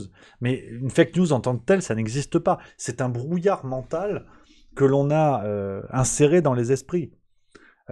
Pourquoi la notion de fake news explose au moment de l'arrivée de Donald Trump? Vous noterez que cette notion de fake news, de post-vérité, ces notions-là explosent au moment de l'arrivée au pouvoir de Donald Trump, où on lit intellectuellement, on lit la notion de fake news et de post-vérité au mandat de Donald Trump. Parce qu'avant, ça n'existait pas en fait. Il n'y avait jamais eu de mensonge, il n'y avait jamais eu de traitement subjectif des médias qui souhaitaient cacher telle ou telle chose dans un but politique ou autre. Et Donald Trump arrive, et là on en fait une sorte de notion intellectuelle où des médias, et vous noterez que ces fact-checkers, ces débunkers et compagnie naissent à partir de là. Ils naissent à partir de l'émergence politique de Donald Trump, son arrivée à la Maison-Blanche, où des médias se disent, mais nous, désormais, parce que, regardez ces pouvoirs fascistes, populistes et compagnie, comme ils pratiquent la fake news, nous, en opposition, nous allons à la chasse aux fake news. Et à partir de là, c'est un véritable brouillard mental, où on est tous là à dire « Ouais, mais attention, quand il y a une info, il faut faire gaffe et tout ça. » Mais tout ça, et on le voit avec la période du Covid. Enfin, soyons sérieux. Au moment du Covid, quand on expliquait par exemple que le vaccin, il n'y avait pas d'effet secondaire. Quand il y a des gens qui arrivent, notamment le professeur Perron et tout ça, qui disent « Mais attention, on ne sait pas. » Déjà, le « on ne sait pas » était considéré comme une fake news. Mais comment un journaliste, débunker ou fact-checker ou ce que vous voulez peut arriver en disant « Mais si, on sait en fait. » Alors oui, à moins d'avoir l'excuse de Dr Marty, on a des milliers d'années de recul parce qu'il y a des gens, il y a plusieurs personnes qui ont été vaccinées, et si on les additionne, ça fait des milliers d'années. Alors encore, en médecine, je suis pas un spécialiste, mais à mon avis, c'est une énorme connerie. Enfin, sinon, ça marcherait pour tout, et là, ça n'a marché que cette fois-là. Mais on voit bien que ça peut pas tenir intellectuellement. Le fact-checker, aujourd'hui, quand il traite d'un sujet qui est en train de se dérouler, que ce soit le Covid-19 ou la guerre en Ukraine ou autre, a exactement les mêmes éléments que celui qu'il dénonce. Donc à partir de là, c'est impossible. On prend les messages du chat, on papote. Il y a Subski qui dit « Le journaliste doit être objectif et annoncer les faits. Le problème, c'est qu'aujourd'hui, on appelle journalistes des animateurs TV, des commentateurs qui, eux, donnent leur avis. » Mais même ça, mon cher ami, je suis pas du tout d'accord. Un journaliste n'a pas à être objectif. C'est ça, c'est que mon avis. Hein. Mais ça, sincèrement,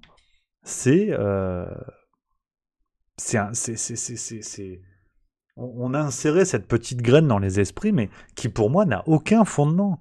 Mais depuis quand un journaliste est objectif?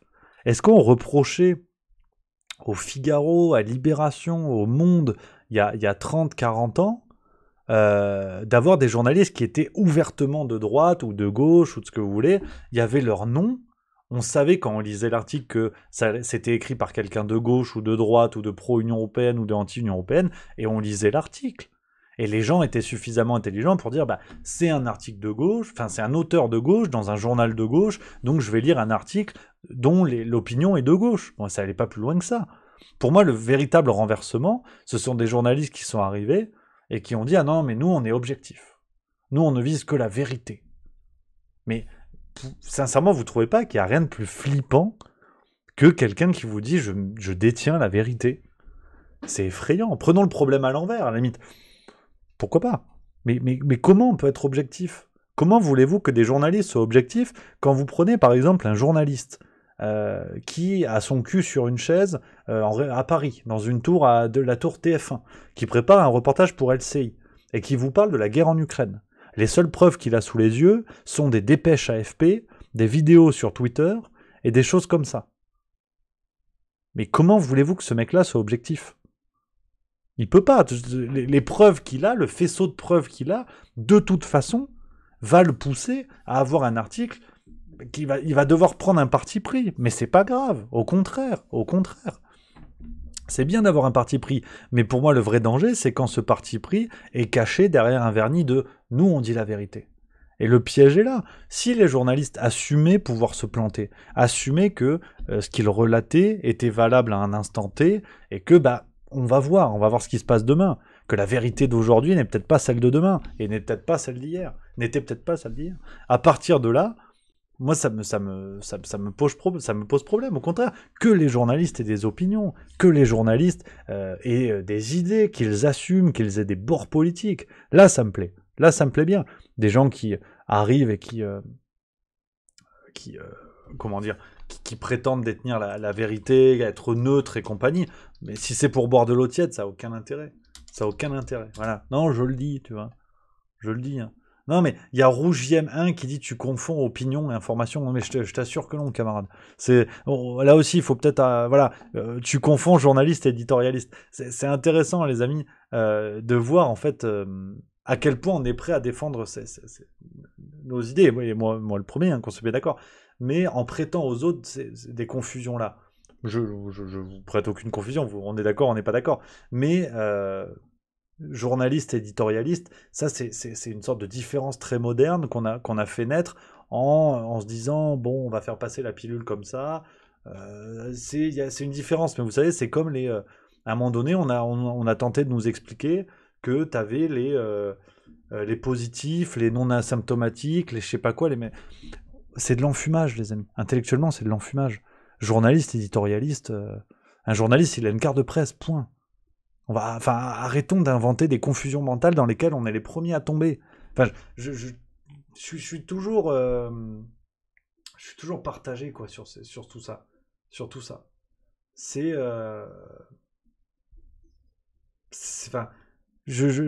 très intéressant en fait de voir. On discute de ce sujet-là et voir qu'on s'attache à des définitions. Quelle est la définition d'un journaliste? Dites-la moi. Enfin, même ça, je vois pas ce que ça va changer. Tu vois, on peut chercher, hein, tu vois. Après, dites-moi sur quel site. On va chercher ensemble. Ça, c'est intéressant. On va chercher ensemble. Alors, dites-moi si c'est le bon site, parce que après, vous allez me dire attention.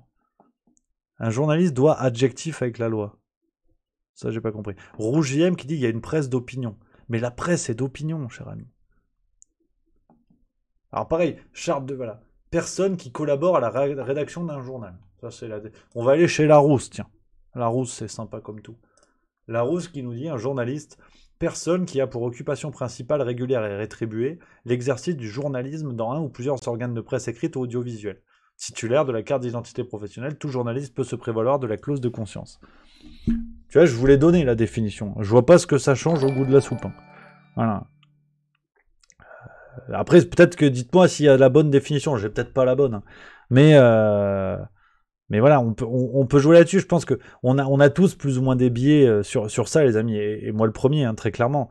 Mais voilà, dans ce cas-là, prends journalisme. Alors, je vais prendre définition du journalisme. Si vous voulez, je fais le travail devant vous parce que vous voyez qu'on essaie de se cacher tous derrière des supposées définitions, des supposées différences et tout ça. On va aller voir la charte de Munich, vous êtes beaucoup à m'en parler aussi. Il y a Clermat qui me dit maintenant, il faut regarder déontologie du journaliste. Tu vois, on part de journaliste. Je fais le travail avec vous, les amis, pour bien comprendre aussi que parfois, on peut aussi remettre ce qu'on pense en doute. Alors, journalisme.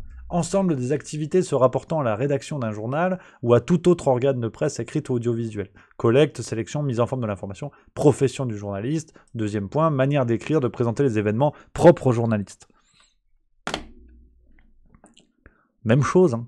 Même chose. Alors, maintenant, on va aller chercher la charte de Munich, tu vois. On va la regarder ensemble. On va regarder les articles justement qui vont nourrir notre débat, parce que vous êtes beaucoup à m'en parler. C'est vrai que depuis l'affaire de l'Express, hein, avec Idriss Aberkan, qu'on salue, cette charte, effectivement, est devenue la grande référence. Alors, on peut la lire, hein, les 10 devoirs de la charte, on peut la lire ensemble. Respecter la vérité, quelles qu'en puissent être les conséquences pour lui-même, et ce en raison du droit que le public a de connaître la vérité. Les 10 devoirs de la charte. Défendre la liberté de l'information, du commentaire et de la critique. Publier seulement les informations dont l'origine est connue ou les accompagner, si c'est nécessaire, des réserves qui s'imposent, ne pas supprimer les informations essentielles et ne pas altérer les textes et les documents. Vous voyez, fondamentalement, on dit tous des choses qui convergent. On est d'accord qu'on va plus ou moins dans le même sens. Moi, le passage qui me plaît bien, alors effectivement, il y a Alpha 40 qui dit « Ah, tu vois, la vérité, c'est dans la charte. » Oui, bah, c'est bien, mais il n'y a pas qu'un seul mot dans cette charte. Effectivement, respecter la vérité. Respecter la vérité n'est pas la détenir. Parce que si on peut tous jouer sur des mots, du coup. Moi, le passage qui me plaît bien, c'est celui-ci. Tu vois, on prend tous le passage qui nous plaît, c'est normal. Publier seulement les informations dont l'origine est connue ou les accompagner, si c'est nécessaire, des réserves qui s'imposent. Et c'est juste le petit point sur lequel je voulais rebondir avec vous, notamment cette affaire du professeur Perron, c'est ces réserves-là. Ces réserves-là. Quand on sort une information, soit on a des sources, effectivement, on se dit, bon, bah, à l'état actuel des connaissances, toutes les sources tendent à penser que, et si on ne sait pas, plutôt que de dire, ah, machin, il est complotiste, mais j'ai pas plus de preuves que lui, mais il est complotiste, bah, là, on peut mettre des réserves. On dit, je pense qu'il est complotiste parce que j'aime pas sa gueule, mais j'ai pas plus d'éléments. C'est juste ça, les réserves. C'est juste ça. Donc, je pense qu'on est d'accord, les amis, parce qu'il y a le thermicien qui dit la définition d'une charte. Tu vois, effectivement, on peut finir comme ça. Mais Romain Durif qui dit les journalistes ne respectent pas cette charte et ils ne sont pas inquiétés judiciairement. Alors ça, faudrait vérifier. Je mets des réserves, du coup. Je mets des réserves, mais il me semble que là encore, on se fait tout un monde de cette charte de Munich, effectivement, qui donne les devoirs du journaliste, mais il me semble qu'il n'y a aucune obligation de la respecter. On est dans un code purement déontologique, sauf erreur. Regardez, hein, d'ailleurs, je suis sur le site, hein, donc, la CFDT. C'est une référence européenne concernant la déontologie du journalisme, mais il me semble qu'il n'y a aucune obligation. C'est une charte déontologique. Donc, dans la mesure où un journaliste qui ne le respecte pas ne risque absolument rien. Donc, il ne faut pas non plus raconter d'histoire là-dessus. C'est de la déco. Effectivement, il y a Green Onions qui dit ça. C'est absolument de la déco. Et d'une certaine manière... Et c'est vrai qu'Idriss Aberkan on avait fait beaucoup, c'est son affaire avec l'Express, et c'était tout à fait légitime, mais la charte de Munich ne justifie rien. C'est pas comme le code de la route, vous pouvez être sanctionné si vous grillez un feu. La charte de Munich, au risque d'être un peu cru, on s'en branle. Un journaliste qui ne la respecte pas ne craint rien. Donc arrêtons de nous cacher derrière ça. Ça ne change rien. Ça ne change absolument rien. Donc, voilà les amis, voilà ce qu'on pouvait se dire. Alors, Qu'est-ce qui se passe? Est-ce qu'on se fait les... Ben oui, il nous reste les bandes d'annonces. On va se faire un peu de cinoche aujourd'hui. Voilà, oh, on va se faire un peu de ça. On va finir là-dessus. On va se détendre les esprits parce que c'est intéressant.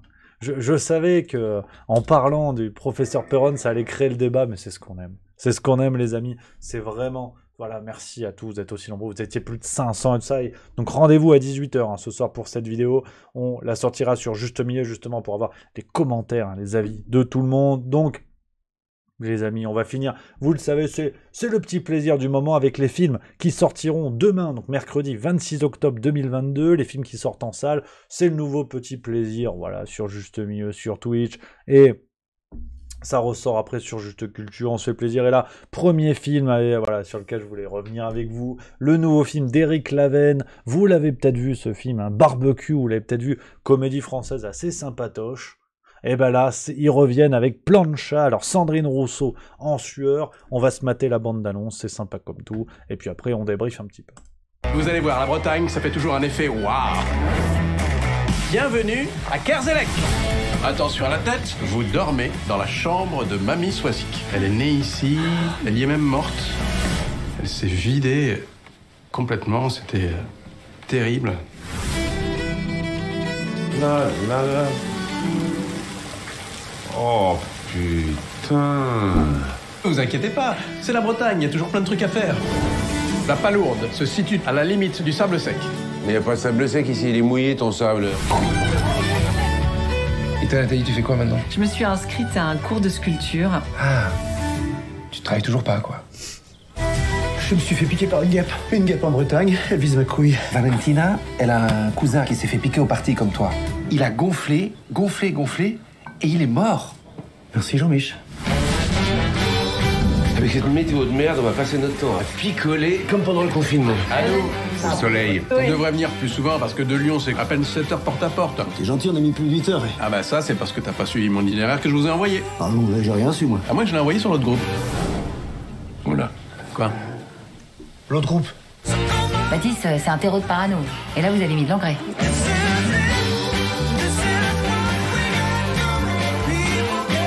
Oh, qué lindo. Ouais, eh ben j'en ai un brésilien aussi, tiens. Le symbole de la muerte. Elle a dit la muerte, c'est la mort, c'est quoi? Non. Ah non, la muerte, c'est la mouette. Ah ouais, mon bracelet, c'est le symbole de la mouette. Ouais. Tu te fous de ma gueule? Non. Bon, je suis pas objectif, tu vois, typiquement, je suis pas objectif. Il y a Jérôme Commandeur, donc beaucoup de plaisir. Moi, je suis fan, je suis amoureux de Jérôme Commandeur. Alors, attention, je vois les esprits chagrins qui vont me dire oui, les comédies françaises, de manière générale, c'est de la merde. Bon, c'est pas faux non plus de temps en temps. Mais, quand même, voilà. Éric Laven, donc réalisateur de ce film, qui est voilà, la suite dans la Barbecue, un film, les groupes d'amis, donc c'est vrai que c'est un peu la tendance depuis les petits mouchoirs, hein, ces groupes d'amis qui se retrouvent, ça s'en mange, ça chiale, ça se trompe, mais on passe quand même un bon moment. Ça a été, voilà, c'est un peu la mode, hein. Il y avait aussi également du côté de... Comment il s'appelle? Le truc de l'auberge espagnole, comment il s'appelle? Cédric Clapiche, qui avait inauguré un peu ce genre-là, mais depuis, voilà, c'est devenu une grande mode, et notamment Barbecue, qui avait bien marqué dans cette affaire, et Plancha, je trouve qu'il peut être sympatoche. C'est vrai que je suis d'accord avec certains commentaires dans le chat, c'est le genre de film qu'on regarde un dimanche soir sur TF1, on va pas se mentir, mais moi, il y a Jérôme Commandeur, et ça, c'est mon petit plaisir. C'est mon petit plaisir, un film avec Jérôme Commandeur, je dois y aller, on va à Cinoche, donc... à voir, un nouveau film d'Éric Laven, donc on le sait, c'est Un tour chez ma mère, notamment qui était pas mal avec Alexandra Lamy et Josiane Balasco, Poltergeist, un vieux film, début 2000, je sais pas si vous vous rappelez de celui-ci, c'était pas trop mal aussi, on s'était fendu la gueule avec Clovis Cornillac, c'était bien plus barré, également L'embarras du choix aussi avec Alexandra Lamy, donc pas trop mal. Autre film, alors là, attention, je vous mets la bande d'annonce, mais... vous savez déjà à quoi vous attendre. J'ai pensé à vous. Je vous en dis pas plus. Bonjour, ce soir. À moi? Mais on se connaît pas? C'est peut-être pour ça.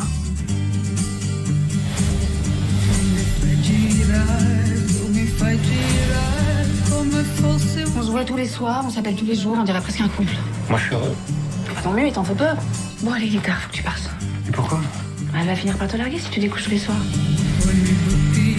Je veux qu'on habite ensemble, comme un vrai couple. Je t'ai observé avec les mecs, faut que tu rencontres le bon profil.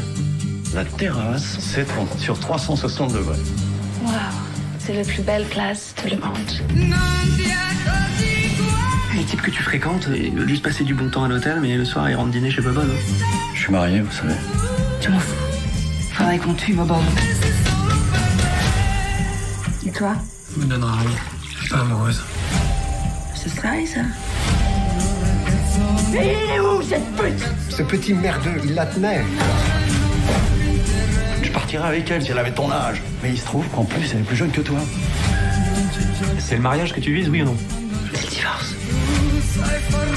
Tout ce qu'il vient de subir était la conséquence d'une incroyable mascarade.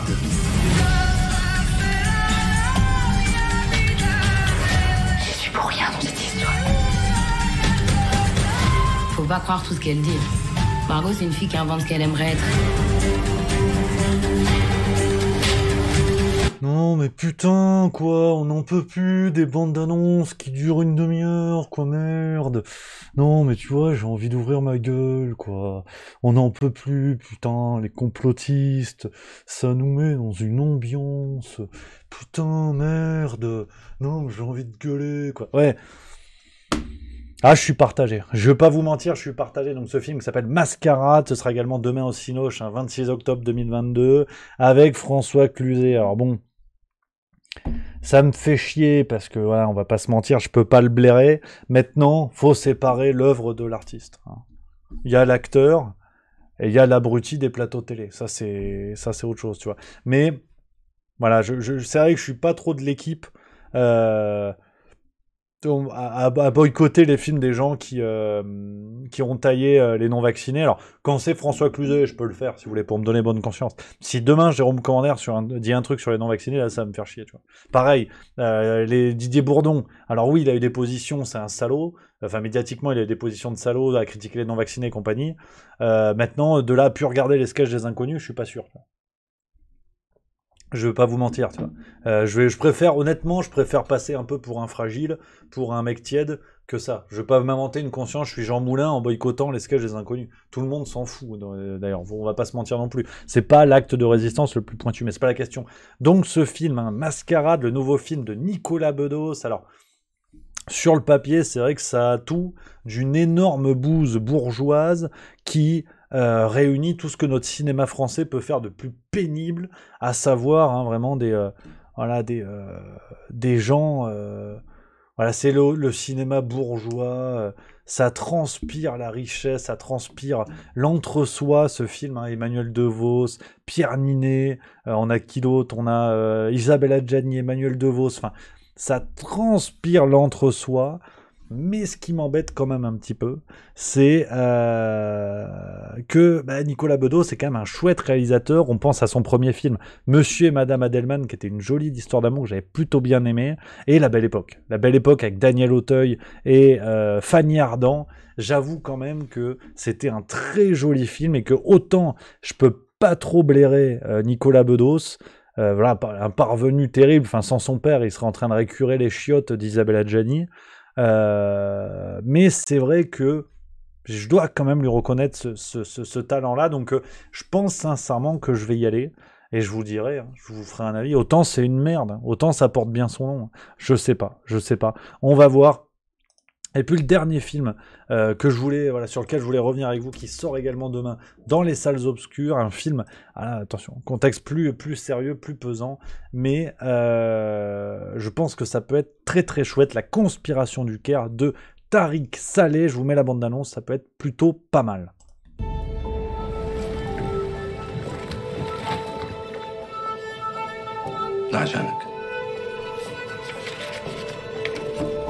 الأزهر نارت العلوم الإسلامية واختاروك أنت.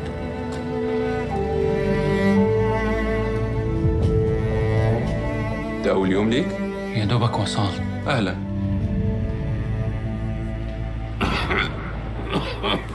بس حاجة يا شيخ.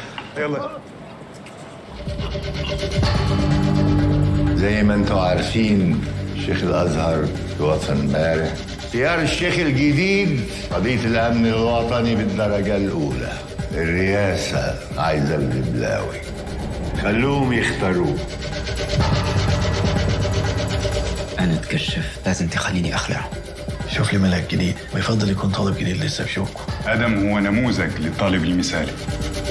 عندك شرايب هنا في مصر؟ لا محتاجينك تساعدنا. احنا بنعتقد ان الاخوان اخترقوا الازهر. صلي وتشوف لي كمان مين تاني بيصلي. احفظ لي اشكالهم، اعرف اسمائهم.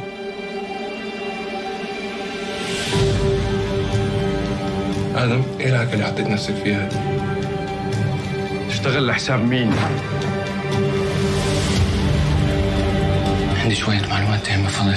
سمعة الازهر كله هتتمرمغ في التراب. تعرف ايه حكم المرتد؟ الاعدام.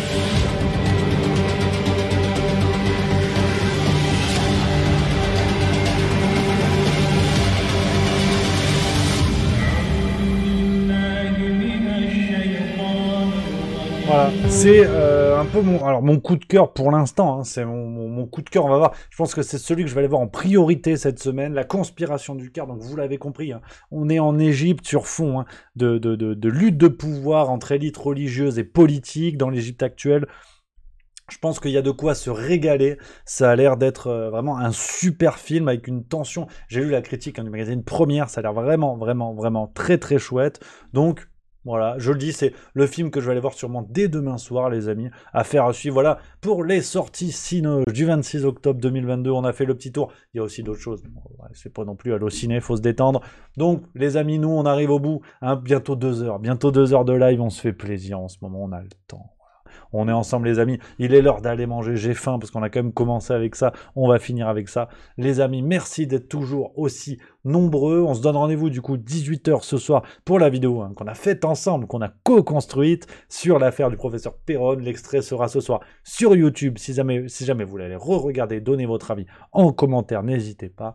Désormais les amis, je vous souhaite un bon appétit, vraiment merci d'être toujours aussi nombreux, et puis demain... C'est farce tranquille, vous le savez, on se retrouve demain 18 h. Je vous embrasse les chéris, bon appétit, bonne journée, bon courage pour ceux qui sont au boulot, vive la rigolade et vive la France, voilà, c'est fini.